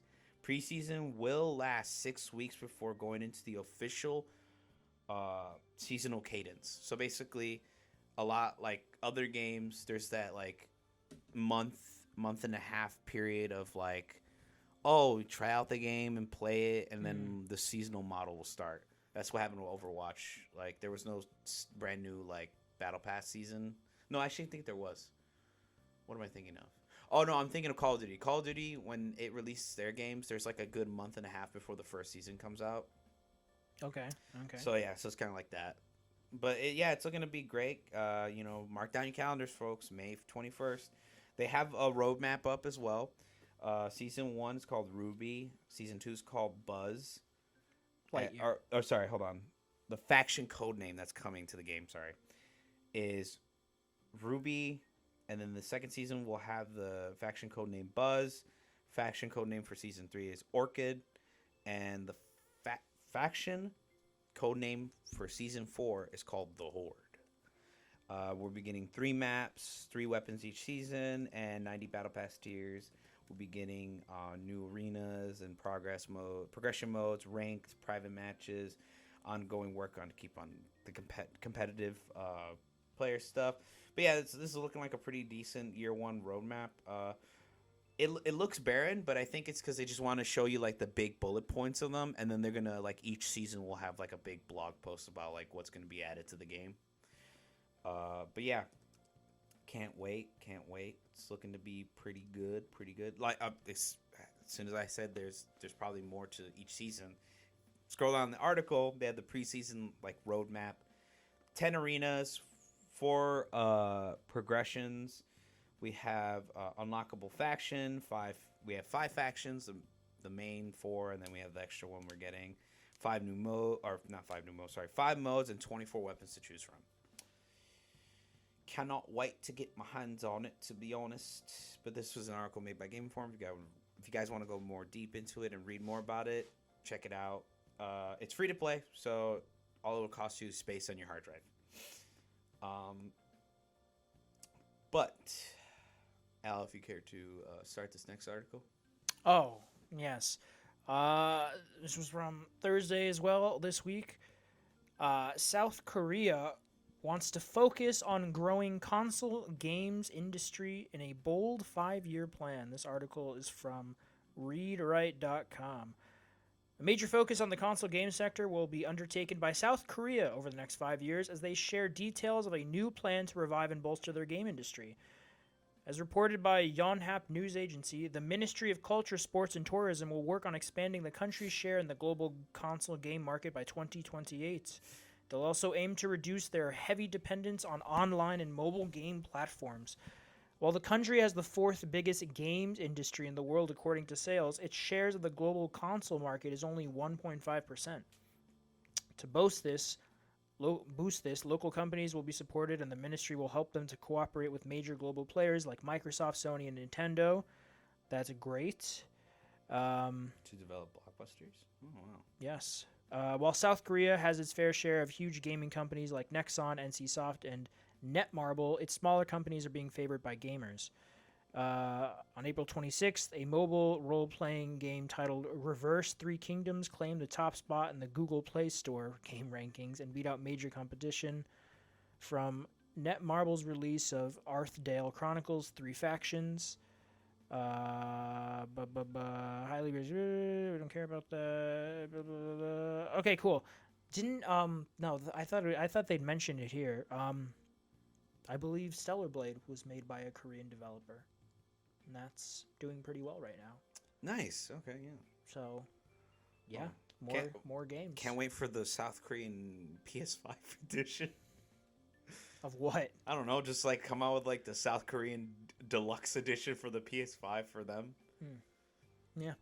Well, I guess my takeaway, hey, it's great to see support there. More planning for different types of games from all corners of the world, I think is just beneficial to everyone. Obviously, gamers and developers alike. More jobs, more games, more Stellar Blade, more and more super controversies online about how new she should be or how censored Sony makes it or whatever. Because, if you can't see the digital boobies, what's even the point? I can't wait for the next stupid controversy. I love the world we live in. Sure. I'm rooting for you, South Korea. Yes. Do you want to take this L? Would you like to do the L? You can do the L. You can do the L. Yep, I'll do it. So, Friday, yesterday, Helldivers 2, not developer, but not publisher. Is Sony their publisher? Yeah, Sony. Yeah. Sony. Yeah, no, this was Sony's decision. Yeah, Sony's Helldivers publisher, Sony, has now made the PC community pissed off because now they can't spread managed democracy unless they have a PlayStation Network account linked to their account, which is absolutely ridiculous because there's shit ton of games that don't require that to play. Well, there are a lot of games that do require it as well. There are a lot of games that do require it, though. But I think the issue, at least from what I could see, is that, and we were talking a bit about this before, is that there are just it shouldn't be a requirement unless you have a solid workaround, which they have as of right now, as of this recording, they have not announced. There are plenty of countries out there that do not have access to the PlayStation Network. Like, I believe Indonesia doesn't have access. Why is that? I don't know. They just don't. There are plenty of African countries that don't as well, for whatever reason. Sony didn't do anything. I don't know. I don't know the inner workings of it. They just do not have access. So people play online because Steam is, everywhere. But if you're like, you need a PlayStation account. Oh, sorry, you're out of luck because your country can't support that. So go fuck yourself. Yeah. So either Sony needs to take this back, find a workaround, or I guess Steam just needs to issue refunds. Yeah. To those players because if they can't play the game they bought and it's not like the servers have been shut down or anything. No, yeah. It's not fair. It's not fair to them. It's not fair. No, yeah, it's completely unfair. It's ridiculous. It's sad because a lot of developers are being attacked, but that's not their fault. It's Sony's fault because they made the decision because at first you didn't need to link it and it works perfectly fine. Like, it was just cool to link it because then you can use your PlayStation stuff on PC, so you don't have to like rebuy or unlock everything all over again. Yeah, see this article from Forbes. They talks about both sides, because this was announced before. This originally was supposed to be a thing, a PSN account, but this was delayed because of technical issues, whatever. Other games do this. EA, Ubisoft make you make accounts to play their games, which they do. Yeah. Microsoft, you have to make an account to play Sea of Thieves on PC. So it's not unique. It's just, again, some people don't want to, and then there are people around the world that just do not have access to PSN. Play at PSN, yeah. So it's like that's an oversight on Sony, Sony either has to backtrack and go like, it's fine, we'll just make it optional, because look at it, Epic Games has live crossplay. Yeah. And you don't need an Epic account. You just boot up Epic. You just boot up Fortnite and boom, that's it. Boom. You looking for this? Yeah, it's just boom. You looking for this stupid Sony decision? Yeah, Sony. Yeah, Sony. Come on, you guys. I'd say you're better than you're not better than this. No, yeah. We'll be here for the next stupid decision you guys make. But I guess, to be fair, for me, I didn't know about this before, that this had been announced, but the handling of it is just not cool. No, yeah. Again, this was delayed because of whatever tech issues they were having, but Jim Ryan, come back. Right. But it just sucks for the people in those countries that who are playing and do not have access to PSN. That's the really shitty part of it. Yeah. And then Sony has been hacked before, so there's also that. Yeah. We'll have to see what happens. I believe the rollout is June 4th. It's in a month, roughly, about a month. Yeah, it's in a month. Yeah. So we'll have to see. Yeah. Last thing, not really big or important. I just saw it because it kind of looks cool. Anyone who bought Dead Island 2, there's a new DLC coming out called Dead Island 2 Salou. Salo, or I can't remember. I just saw it on the PlayStation Store. There's probably a trailer somewhere. Salou, Salam. Hold on, let me look it up. Salmon. Dead Island Salou. Or Salah. There you go, Salah Festival. It's a DLC. Wait, hold on. Sola? Oh, SOLA. Get it? Because it's in LA. It's in LA. Sorry. That's so clever. But yeah, it looks visually. Have you played Dead Island 2? Yeah, I have the game. I bought it. I don't. You play a lot of games, man. I don't remember them all. Yeah, right now Xbox Hub 3 out of 5, Steam 6 out of 10, but Steam has its own issues because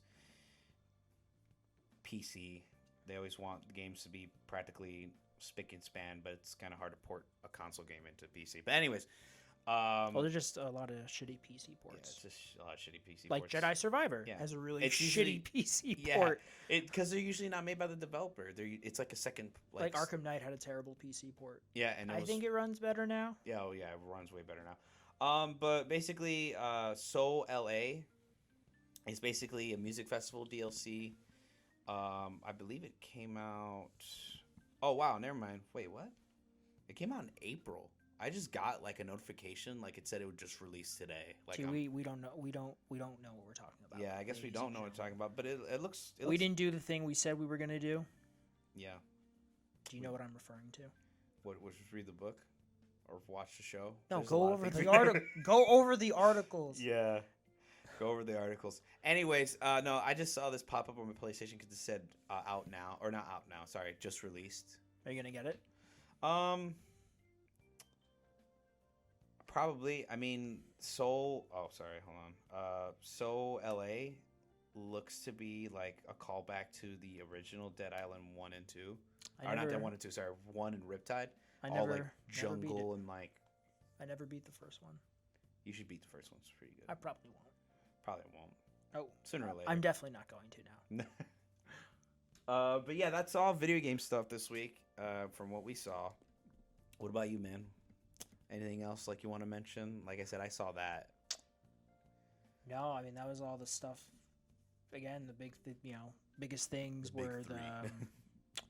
Well, the big thing for me personally was the Arkham thing, but that. That happened. Well, yeah, at least the IP is not dead.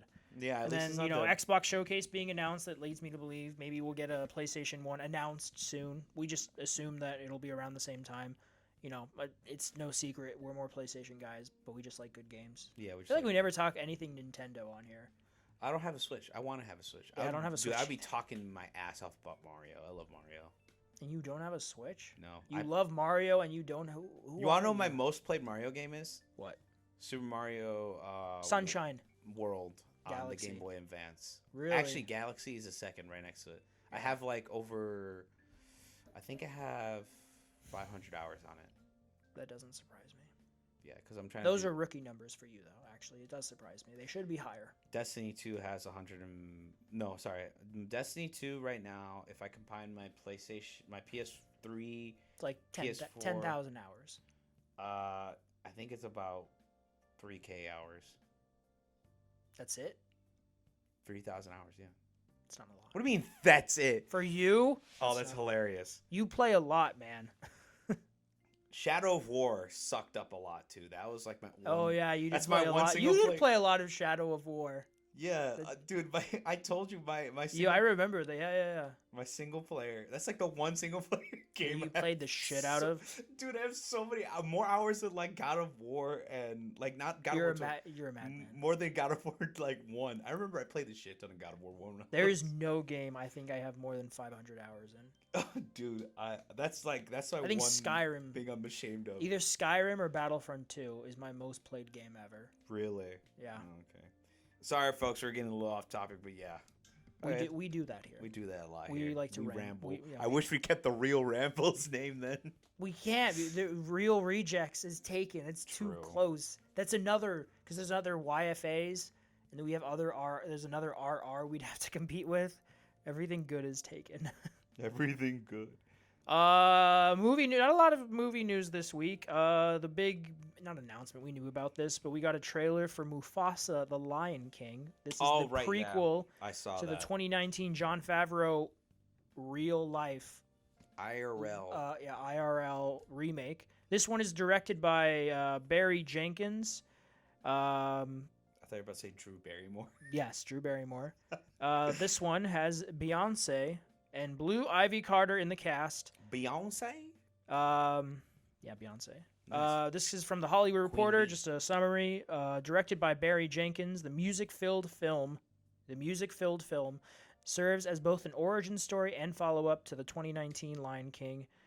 That film obviously was based off the original. No Seth Rogen as the hog. The wild boar. He was the wild boar. No, I think he might be in this one, actually. Oh, okay. But no Seth Rogen. Blue Ivy Carter will make her film debut voicing Kiara, daughter of King Simba and Queen Nala, while her mother, Beyonce, will reprise her role as Nala from the 2019 film. That hits theaters December 20th. It will tell the backstory of Simba's father, Mufasa, an orphan who grew up to be a wise and powerful ruler. The official logline is as follows. Mufasa the Lion King enlists Rafiki to relay the legend of Mufasa to young lion cub Kiara, daughter of Simba and Nala, with Timon and Pumbaa lending their signature shtick. Told in flashbacks, the story introduces Mufasa as an orphaned cub, lost and alone until he meets a sympathetic lion named Taka, the heir to the royal bloodline. The chance meeting sets in motion an expansive journey of an extraordinary group of misfits searching for their destiny. Their bonds will be tested as they work together to evade a threatening and deadly foe. Taka is Scar, also. Oh, yeah, I know, yeah. Aaron Pierre voices the title character, both by, voiced by James Earl Jones in both of the previous films. Kelvin Harrison Jr. voices Scar, and Jeremy Irons,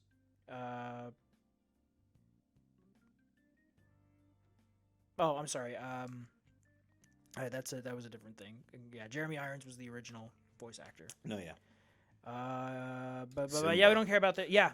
See, here it is. Seth Rogen returns as Pumbaa. Told you. I don't know. I can't do his voice. Yeah, the cast. We don't. It's Mufasa. It's a prequel that no one asked for, but we're getting it. Yeah. And then Lin-Manuel Miranda is doing the music for it. So. Oh, okay. Yeah. There you go, Mufasa. Mufasa. And then more layoff news, because that's the world we live in right now in the tech scene. No. This one comes from The VFX firm DNEG, hundreds of layoffs this week. Wow. This is from Deadline. Hundreds more layoffs are incoming at Dune and Oppenheimer. VFX firm DNEG. Deadline is told that the outfit has kicked off a consolidation process in at least the UK and Canada, which could see an exodus of around 5% of DNEG's circa 10,000 strong global workforce. DNEG has not responded to comment requests by press time. Layoffs are understood to be somewhat concentrated within R&D teams and are a response to the challenged market, which has not eased up since the Hollywood strikes ended and has not improved sufficiently after DNEG brought in a pay offer for staff last year.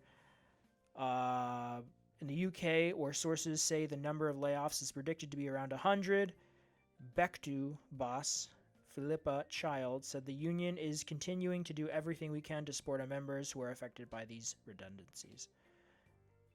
Yeah. Okay, nice. Yeah, it's nice. Nice. Yeah, nice. No, I'm saying nice because fucking great. Fucking... There's some more layoffs, man. It's just... So I'm saying fucking nice.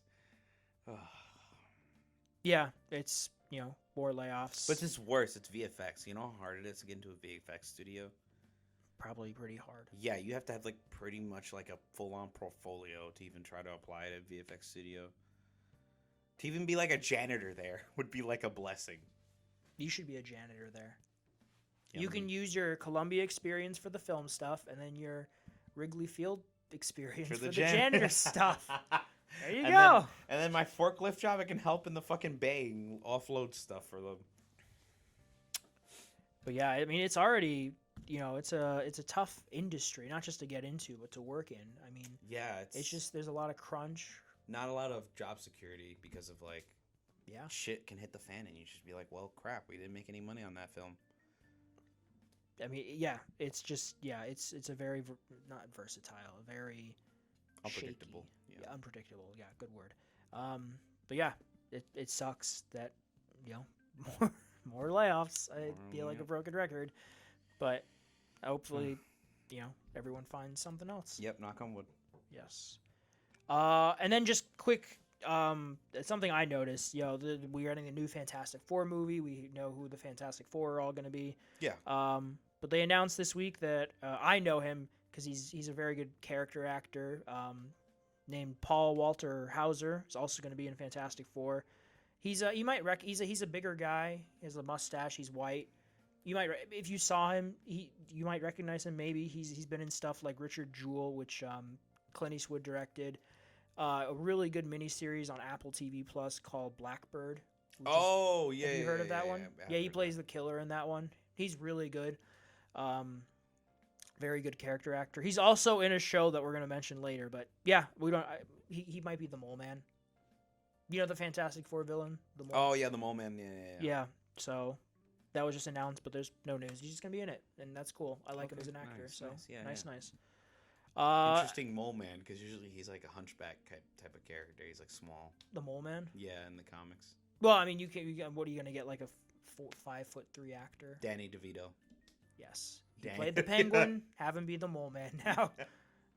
But okay, yeah, no, nice. That was just a guess. We don't know who he's gonna be. Maybe he will be someone completely different. But Doctor Doom. That would be no. Victor Von. You have no idea who I'm talking about, do you? I don't know. No, that's fair.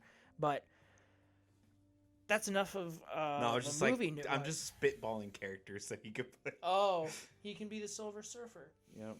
He can be Galactus. Imagine he can be Galactus. What? Imagine him being Galactus. That would be funny. I want that now because it would be really funny. Yeah. But no, yeah. We also have some TV news. Yes. You've seen more of it, so do you want to? You can. Oh, so if anyone's wondering, the Fallout TV show is doing pretty well. Fucking gangbusters, I'm telling you. Fallout Amazon drew 65 million viewers in for the first 2 weeks and marking both critical acclaim and crowd appeal. So everyone's in the whole entire Fallout TV show craze right now. Everyone's posting videos of them playing Fallout 4 and Yeah, all the games have Fallout just 76. really popped Yeah, off. they're popping off. Even To the older ones. Yeah, they've all popped off Yep. because of the TV show. The series fell short. Wait, hold on. The series fell short of Amazon's top viewing records held by Lord of the Rings: The Rings of Power, premiered in 2022. Which actually, I didn't mind watching The Rings of Power. I'm like a huge Lord of the Rings fan. I didn't think it was that bad. I never watched it. I knew like people were controversial about it. It's the story. It's like how it. The issue with that one, and I saw a good comparison, is that with Fallout, that's why a lot of people seem to like it more, even though Rings of Power, enough people watched it, obviously, but the general reception for Fallout, I think, is more positive. Yeah. Is because Bethesda worked a lot with them. Yeah. With the lore, the characters, the world. The guy who plays the ghoul, he even said like, I didn't have to play the game because the people making sure they all knew. They were fans. Yeah. The Tolkien estate, on the other hand, were like, you can't use this, you can't use that, you can't use this. Like, you can't use any reference to this event, to that event. It made it very hard to work with, to the point of it made a shit show. Like, why even bother if you can't do all? They're notorious to work with, but how did what's his name? Peter Jackson? No, not Peter Jackson. Wait, no, Peter Jackson, right? The director? Yeah. How did he do it? Magic. He's just like. Yeah, I mean it was a grueling shoot. They shot all 3 films, within. With that one like dude from the Tolkien estate, like, you can't do that, can't do that. I mean, maybe it was different back then, but. Oh yeah. I mean, I think I remember seeing that even Christopher Tolkien had issues with the movies, but fuck them, I don't care. Yeah. They're still good. They're fucking amazing. They're amazing movies. TV debut sparked a surge in interest in 25-year-old video game franchise, with 5 million players joining in a single day. For Fallout 76, they broke over 1 million players for the first time ever. That I think the servers couldn't handle it for like a split second. I think I know what you're talking about. Yeah, Fallout 76 is. Maybe I'll play Fallout 76. No, yeah, I'm thinking about not re-download. I think I have it on my PlayStation. I'm thinking about playing it again a little bit because there's like a new season and stuff, and they added a bunch of stuff. But yeah, good on the Fallout TV show. Christopher Nolan's brother, I forgot his name. It's something Nolan. Jonathan Nolan. Thank you. I'm sorry, Jonathan Nolan, who did Westworld, really good show too. So, wow, yeah, that first season is really good. Yeah, so I hope season 2 of this is even better. They're probably even working on it as we speak. Yeah. Yep. Yeah, cannot wait. Yeah. And on the same day, care to? Oh, you want me to do this? Okay. Yes, because I'm a fan of this franchise too. But you. This comes from Deadline.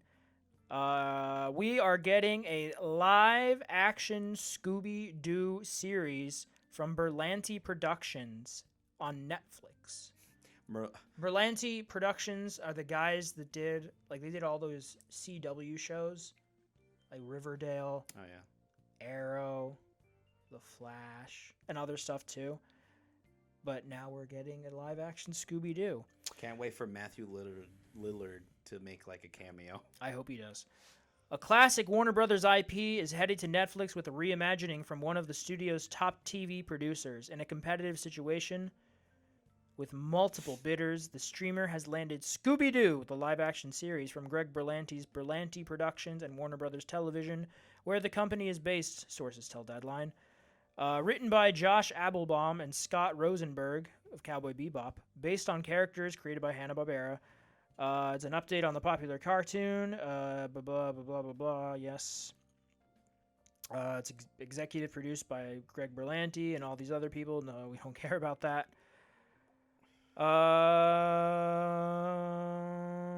This is just information about Scooby-Doo. This is just all about Scooby-Doo and all the different stuff they've done. And then Velma sucked. Yeah, Velma not good. Yeah, it's funny. Aren't they making a season 2 because it got hate watched to like oblivion? I think they'd already filmed it. It was like the same thing happened with Harley Quinn, where they had the first 2 seasons were done pretty much as one giant season, and they split it in 2. So that's why we have 4 seasons of Harley Quinn now, but that's the same. That's what happened with Velma. So hopefully we don't get a 3rd season. Yeah. But yeah, I mean, there's not a lot we know about. Watch season 2 for Velma actually be decent. Like, wow, that would be amazing, but that's not going to happen. No, but yeah, I mean, I could see this being like Riverdale, because that's based off of the Archie characters. Oh yeah. So it's gonna be that teen bullshit Netflix drama with some. It'd be so funny if they took it like a more serious route. There was a College Humor video that they did years ago where it was like CSI Scooby Doo. Oh It'd be funny if that was the approach they took with murders and shit. But Shaggy and Scooby are like the same still. Everyone else is like Siri. They're and then yeah. The first person that gets killed. It's what, Shaggy? Yes. Yeah. Not Matthew Lillard. Yeah, he gets killed. Yeah, as a cameo. As a cameo, he gets killed. But yeah, we'll have to see how that turns out. I'm not holding my breath. Reggie, where are my resticles? That stupid video. I thought when they said fix, I thought they were talking fixes on a sandwich. Like zoinks, man. Reggie, where are my resticles? So stupid. But yeah. Okay, I mean, cool. Nice to see that. Yeah. And then, this one makes me happy. Oh, wow. Yeah. My Adventures with Superman Season 2 gets a release date revealed with the first trailer, which I totally watched. My Adventures with Superman was one of the most successful animated series released with Adult Swim in the last few years. And now, this comes from comicbook.com. Now fans have gotten the first look at what to expect from Season 2 before it premieres this May 25th. Really? A lot of villains. We see the confirmation of a certain person being Lex Luthor to the surprise of nobody. The big takeaway, though, is at the very end, we got Supergirl, Kara Zor-El. She's going to be in Season 2. That will be awesome.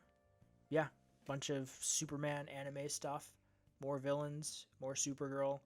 If you've seen the first, if you're not familiar with the first season, it is, it's Superman, his adventures with Lois and Jimmy, very anime inspired with the art direction, very energetic, really good 2D art.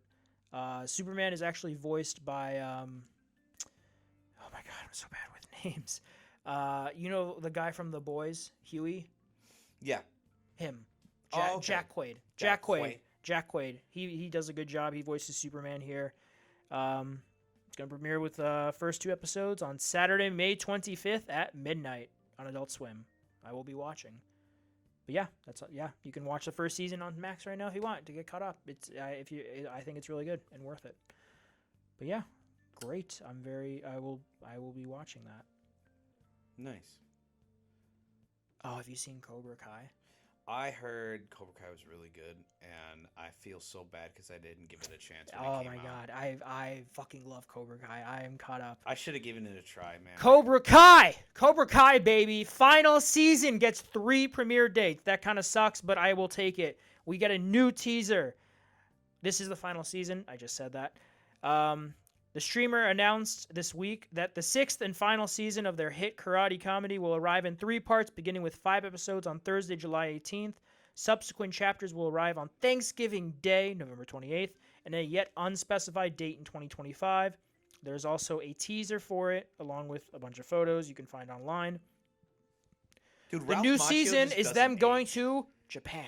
Oh, nice. Did you hear what I said? Ralph Macchio just doesn't age. Oh my god, no. He's like in his fucking late 50s. I think he's 60 now. He does not. He looks like he's in his 30s. Yeah. He's aged really well. Yeah, even when he was like 29, he looked like he was 19. Yeah, Cobra Kai is amazing. It is so not. It knows exactly what it is, but it's just such a fun, cheesy show to watch with great characters, chemistry, cheesy action. It's just cheese, man. Yeah. It's cheese. It's the best kind of cheese. It doesn't take itself too seriously. It's just a fun time. It's Paul Walker Hauser is in this show. He was really great. Okay. But yeah, if you like Karate Kid and you like cheesy fun, you should watch this. It follows Johnny. He's not having a good time at the beginning, whereas Danny. He's like gangbusters and yeah. Yeah, he's being successful, and they start back up with these karate competitions. There's a younger, new generation. Karate is big in the valleys. There's tournaments and stuff, and then things mess up with their personal lives. It's like a karate soap opera almost. That's the best way to describe it. It's really fun, and the action's pretty good. But yeah, Watch Jaden Smith just get on set like, "Hey guys." That's a great thing too, is that they've brought back a lot of characters from the older films, even the sequels.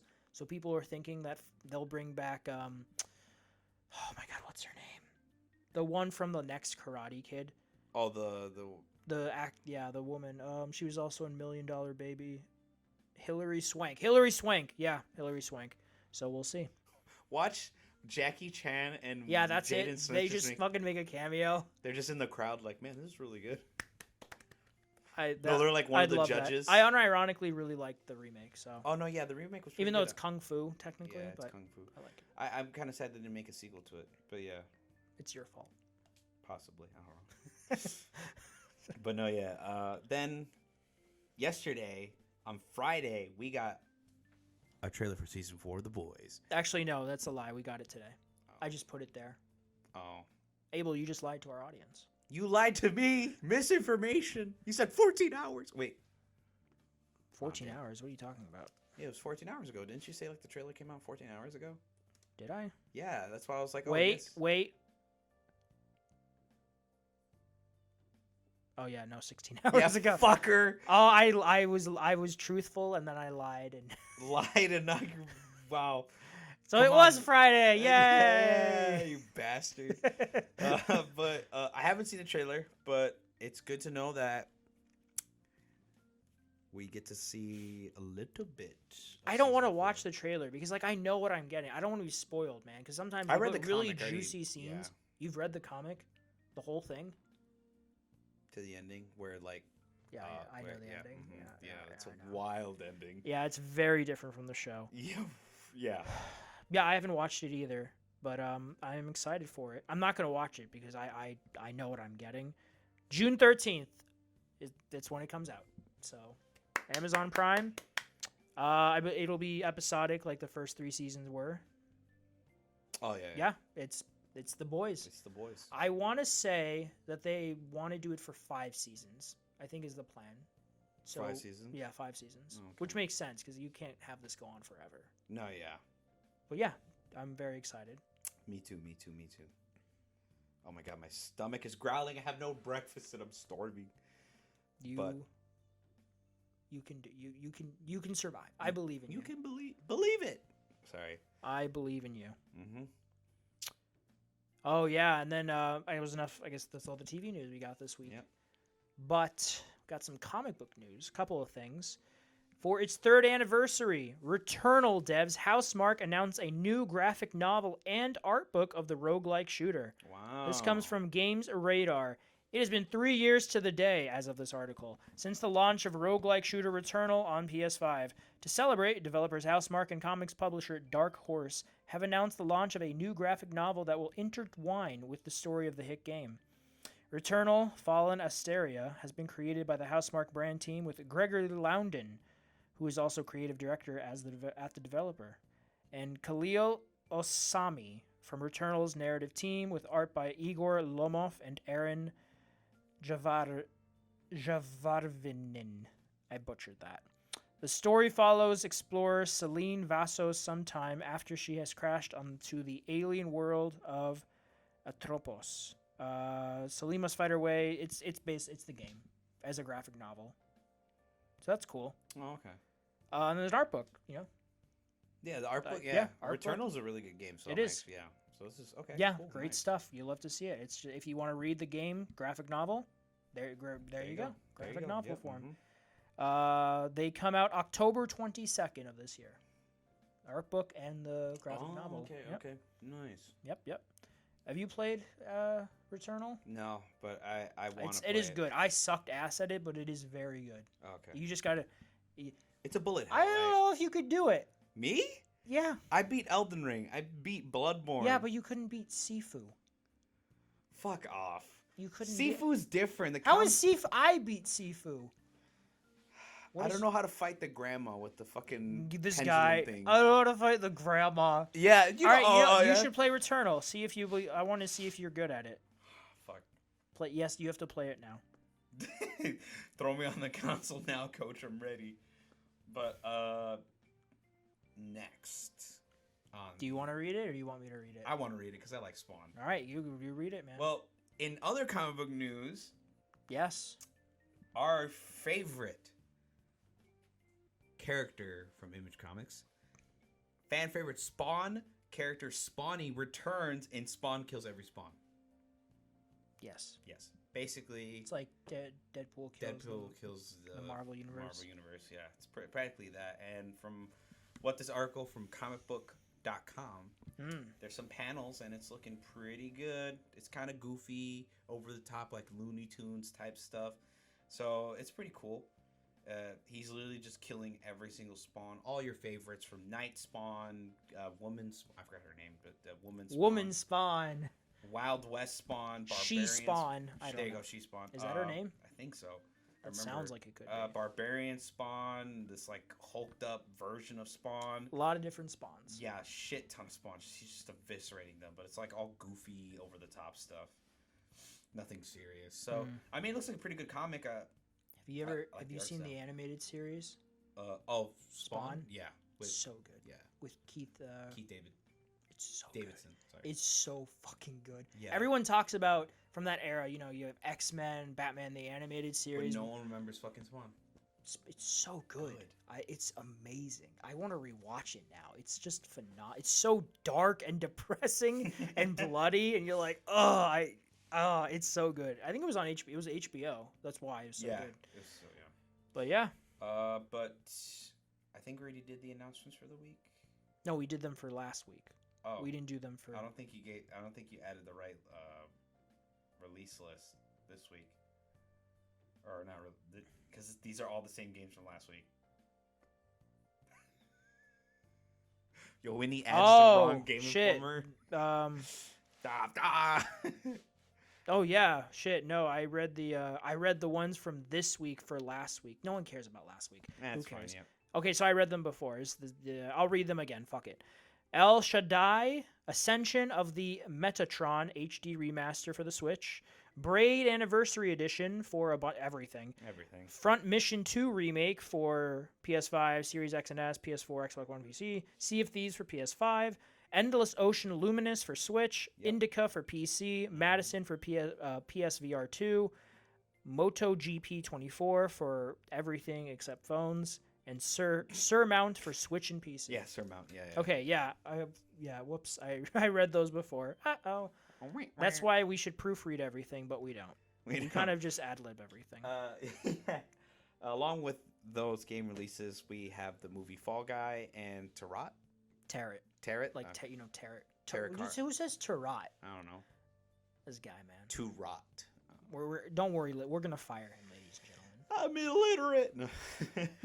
You know, like tarot cards? Yeah, tarot cards. But yeah, The Fall Guy, that's the new movie from David Leitch. Jake Gyllenhaal, right? No, wait, no. Who's playing the character? No. Is that Jake? No. It's not Jake Gyllenhaal. The guy from Barbie. Forgot his name. Fuck, what's the actor's name? I'm forgetting names, but I know his face. Shut Al, quit looking at me. Just continue. It's Ryan Gosling. Fuck. Yeah, Ryan Gosling and Emily Blunt. Emily Blunt. This is from the same director who did Bullet Train, Hobbs and Shaw, Deadpool 2, Atomic Blonde, and then he was one of the directors of the original John Wick, along with Chad Zielinski. Oh, okay, yeah. So he went on to direct all the sequels, and I think he's doing a Highlander reboot with Henry Cavill, so that'll be interesting. And then Tarot is a horror movie. A bunch of stupid kids get tarot cards. They play with them. The rule with tarot cards, I guess, is you don't play with a deck that's not yours. So yes, you don't play with a deck that's not yours. They did, and they're gonna die because of it. Fucking idiots. Yeah. But yeah, that's what happened this week, or that's what released this week. Yeah.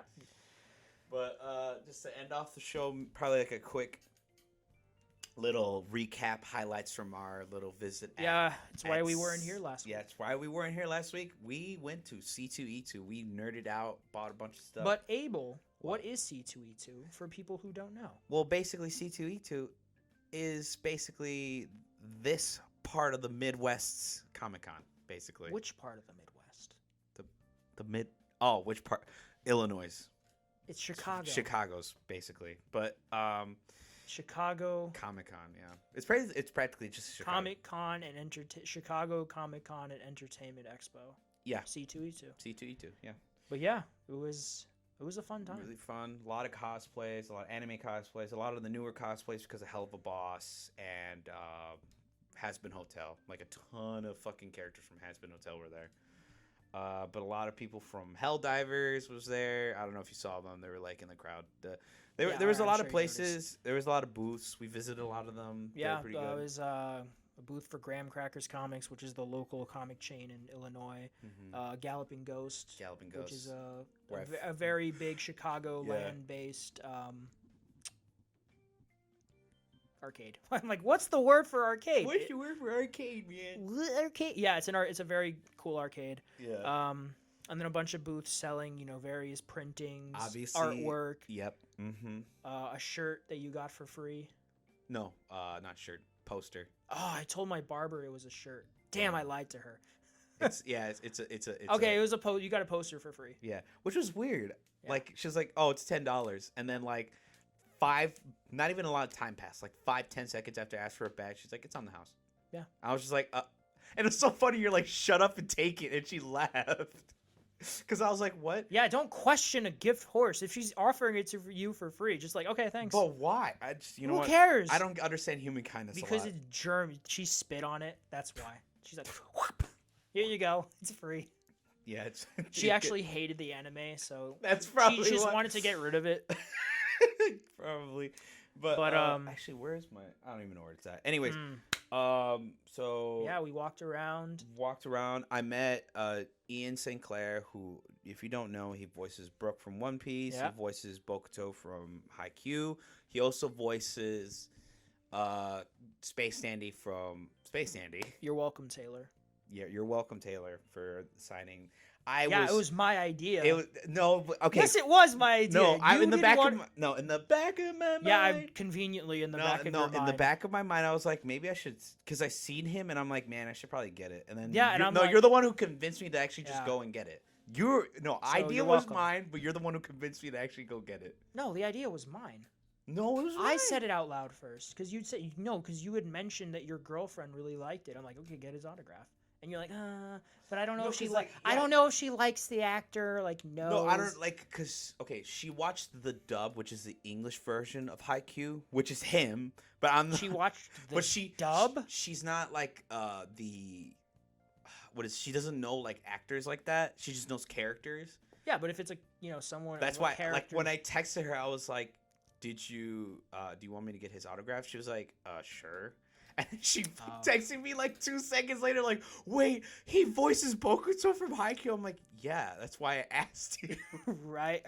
Yeah. Yeah, so she looked him up. He's like in everything, video games, TV shows. It's great. He's good. And he plays Whis from Dragon Ball as well. Yeah. I loved his work.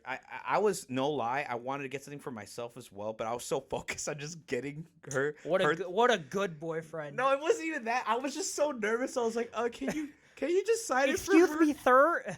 Excuse me, sir. Can you sign this? I'm just a little nerdy boy. Dude, I was panicking the shit. I was so nervous because he was cool. I loved his work. I loved him as Space Dandy. I thought he was great. But basically... that was cool. Got him in. And we also went to a panel. Yeah. Yeah, we went to. They had a panel for the show Hannibal, and they had the two leads there, Mads Mikkelsen and Hugh Dancy. That was really great seeing them on stage. Answering a bunch of fan questions. Yep. Having that great chemistry. That was a great time. No, yeah. I love that. It's one of the few shows that I finished, and I love. Hugh Dancy hasn't done a lot outside of Hannibal. But Mads Mikkelsen has been in a lot over the years that I really enjoy. Hideo Kojima.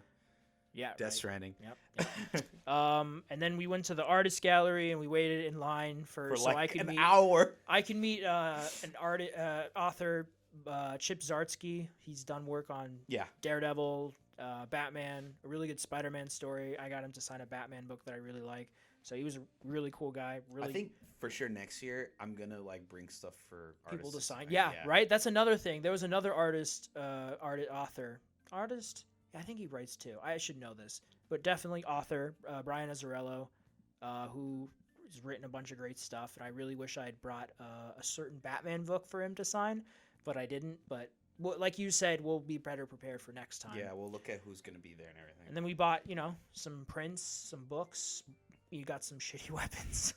Okay. The Ace of Spades one is pretty cool, but the Leviathan I'm upset about because it's not like an actual like. You gotta look these things over, man. But I liked it. I just wanted it because I like the Leviathan axe. I know it's a great. Yeah, I know for sure I'm gonna get the wood and metal. I already know where from where. It's called Oh my god, I forgot the name. I literally just saw it last night before I went to bed, and now I'm completely blanking on it. But this YouTuber Grenader Jake, I think, not Grenader Jake, PlayStation Grenade, whatever. That sounds familiar. He's in charge of the channel or whatever, and he has a replica, like an actual full-on metal replica of the Leviathan axe with the brand. Did he say where he got it from? Yeah, and I'm blanking on it, and I looked it up, and there's orders for it, and I'm completely blanking on it. But it was on a YouTube short. It was on a YouTube short. Leviathan axe replica. Now I'm curious. Well, there's a handmade one you can get on Amazon for $99. I'm not sure. I'm not sure how I feel about the look of it though. It has to have the hilt. Ancient. There's one from Ancient Smithy. That's like the big one that pops up. There's a Norse Spirit hand forged Leviathan. I'm curious. I'm if this ever loads. Look at this one. A hand forged Leviathan axe with leather wrap for $525. Yeah, that's your wooden metal one, Abel. Yeah, there's one right here with the actual branding of Brock and Sindri's branding at the bottom of the hilt, where I said it would be. For how much? $800. Oh, so it's even. Where's that one from? Norse Spirit. That's the name of the website.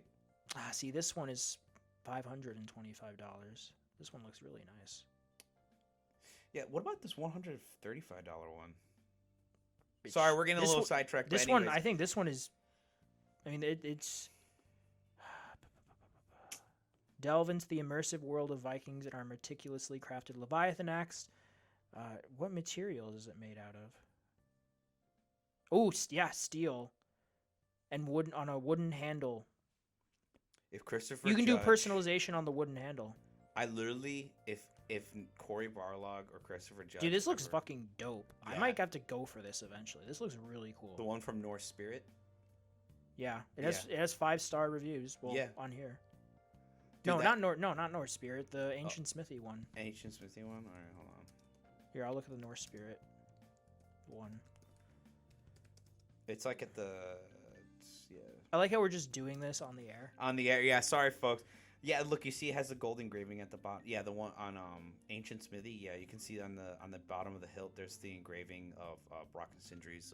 Here it is, Norse Spirit Leviathan axe with leather wrap. Is that the one? I believe so. It's like $752. Okay, we're looking at expensive weapons that we can't afford. But anyways, yeah, it was a really good event. It was a great time. Great time. Maybe. Met some Maybe. I fucked up and I didn't get Uncle Iroh's signature on anything. We were right there. I was panicking. Why were you panicking? No. Okay. Because it was like I was hungry. This one is $500. The one on where are you seeing $800? Okay, hold on. Here, come. Here, I'll show you.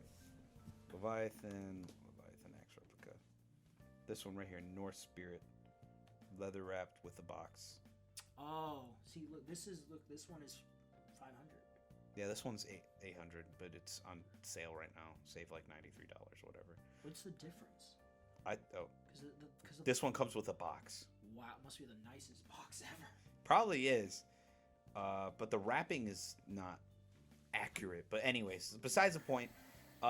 Yeah, we passed by Uncle Iroh. You can get the fucking axe. I'm gonna get Mjolnir someday. Yeah, I love that hammer. But yeah, Uncle Iroh was there, or the actor that replaced the original actor of Uncle Iroh. He's amazing. He does Aku. He does all these. He does Proctor Tegan from fucking Fallout 4. If anyone knows who that is. Abel fucked up. I fucked up, and it's so funny because I was literally playing 4. You were right there.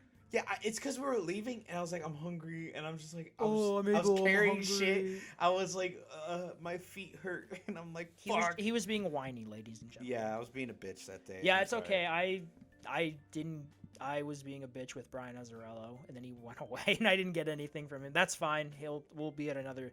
He'll be at something else eventually. It's so funny. He was just sitting there, and then I know. I just didn't want to be like, "Hey, what's happening? It's me." What's going on, man? I didn't know if he had because the other people had lines. Like the dude for Invincible, Chab's that long line for Jorge Jimenez. Yeah.